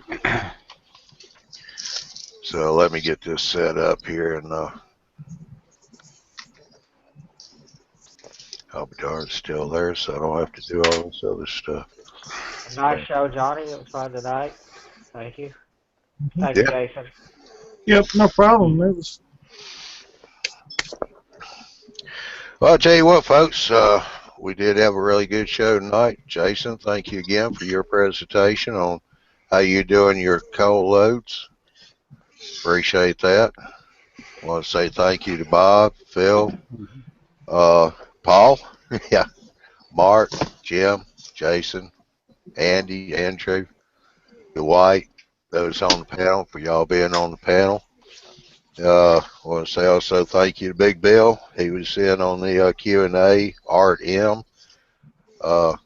Demon Jester J. He said earlier that he's having a little problems for some reason, but hopefully he got that straightened out in the Q&A. Curtis, well, thank you. Lemke Railroad 1 for coming in Q&A, and the Redneck Mall Railroader also. It's good to see you in here too. Appreciate you coming. Want to say keep checking on the UGMallbuilders.com website for all the latest news and info on Tuesday night presentations, the EMAG, and the live show schedules. The live show is once every month, and that is going to be February the 20th. Whoa, that's this coming Saturday? No, be a week from this coming Saturday. A week from this coming Saturday, February 20th. All shows, as everybody knows, is 9 o'clock Central Time. And the EMAG is a bi-monthly, comes out every other month. The Tuesday night presentations, that format has changed. They are presenting every other week now. There's a Tuesday night show. This coming week is supposed to be a week off, but Gino ran into technical difficulty last Tuesday, February the 9th. He had Miles Hale on. For whatever reason, we just couldn't get the show to go right.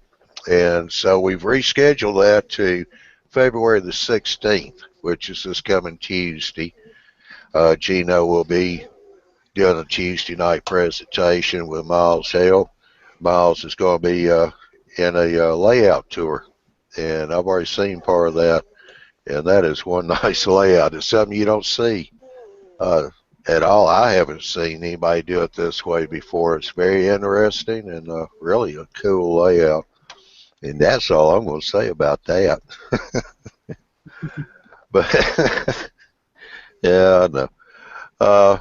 Quit impersonating people. Thursday's general hangout is each week as well. You can go to the website and sign up for the EMAG when it comes out, get notifications to be emailed to you, and that's every other month. I think we got another month before the EMAG comes out.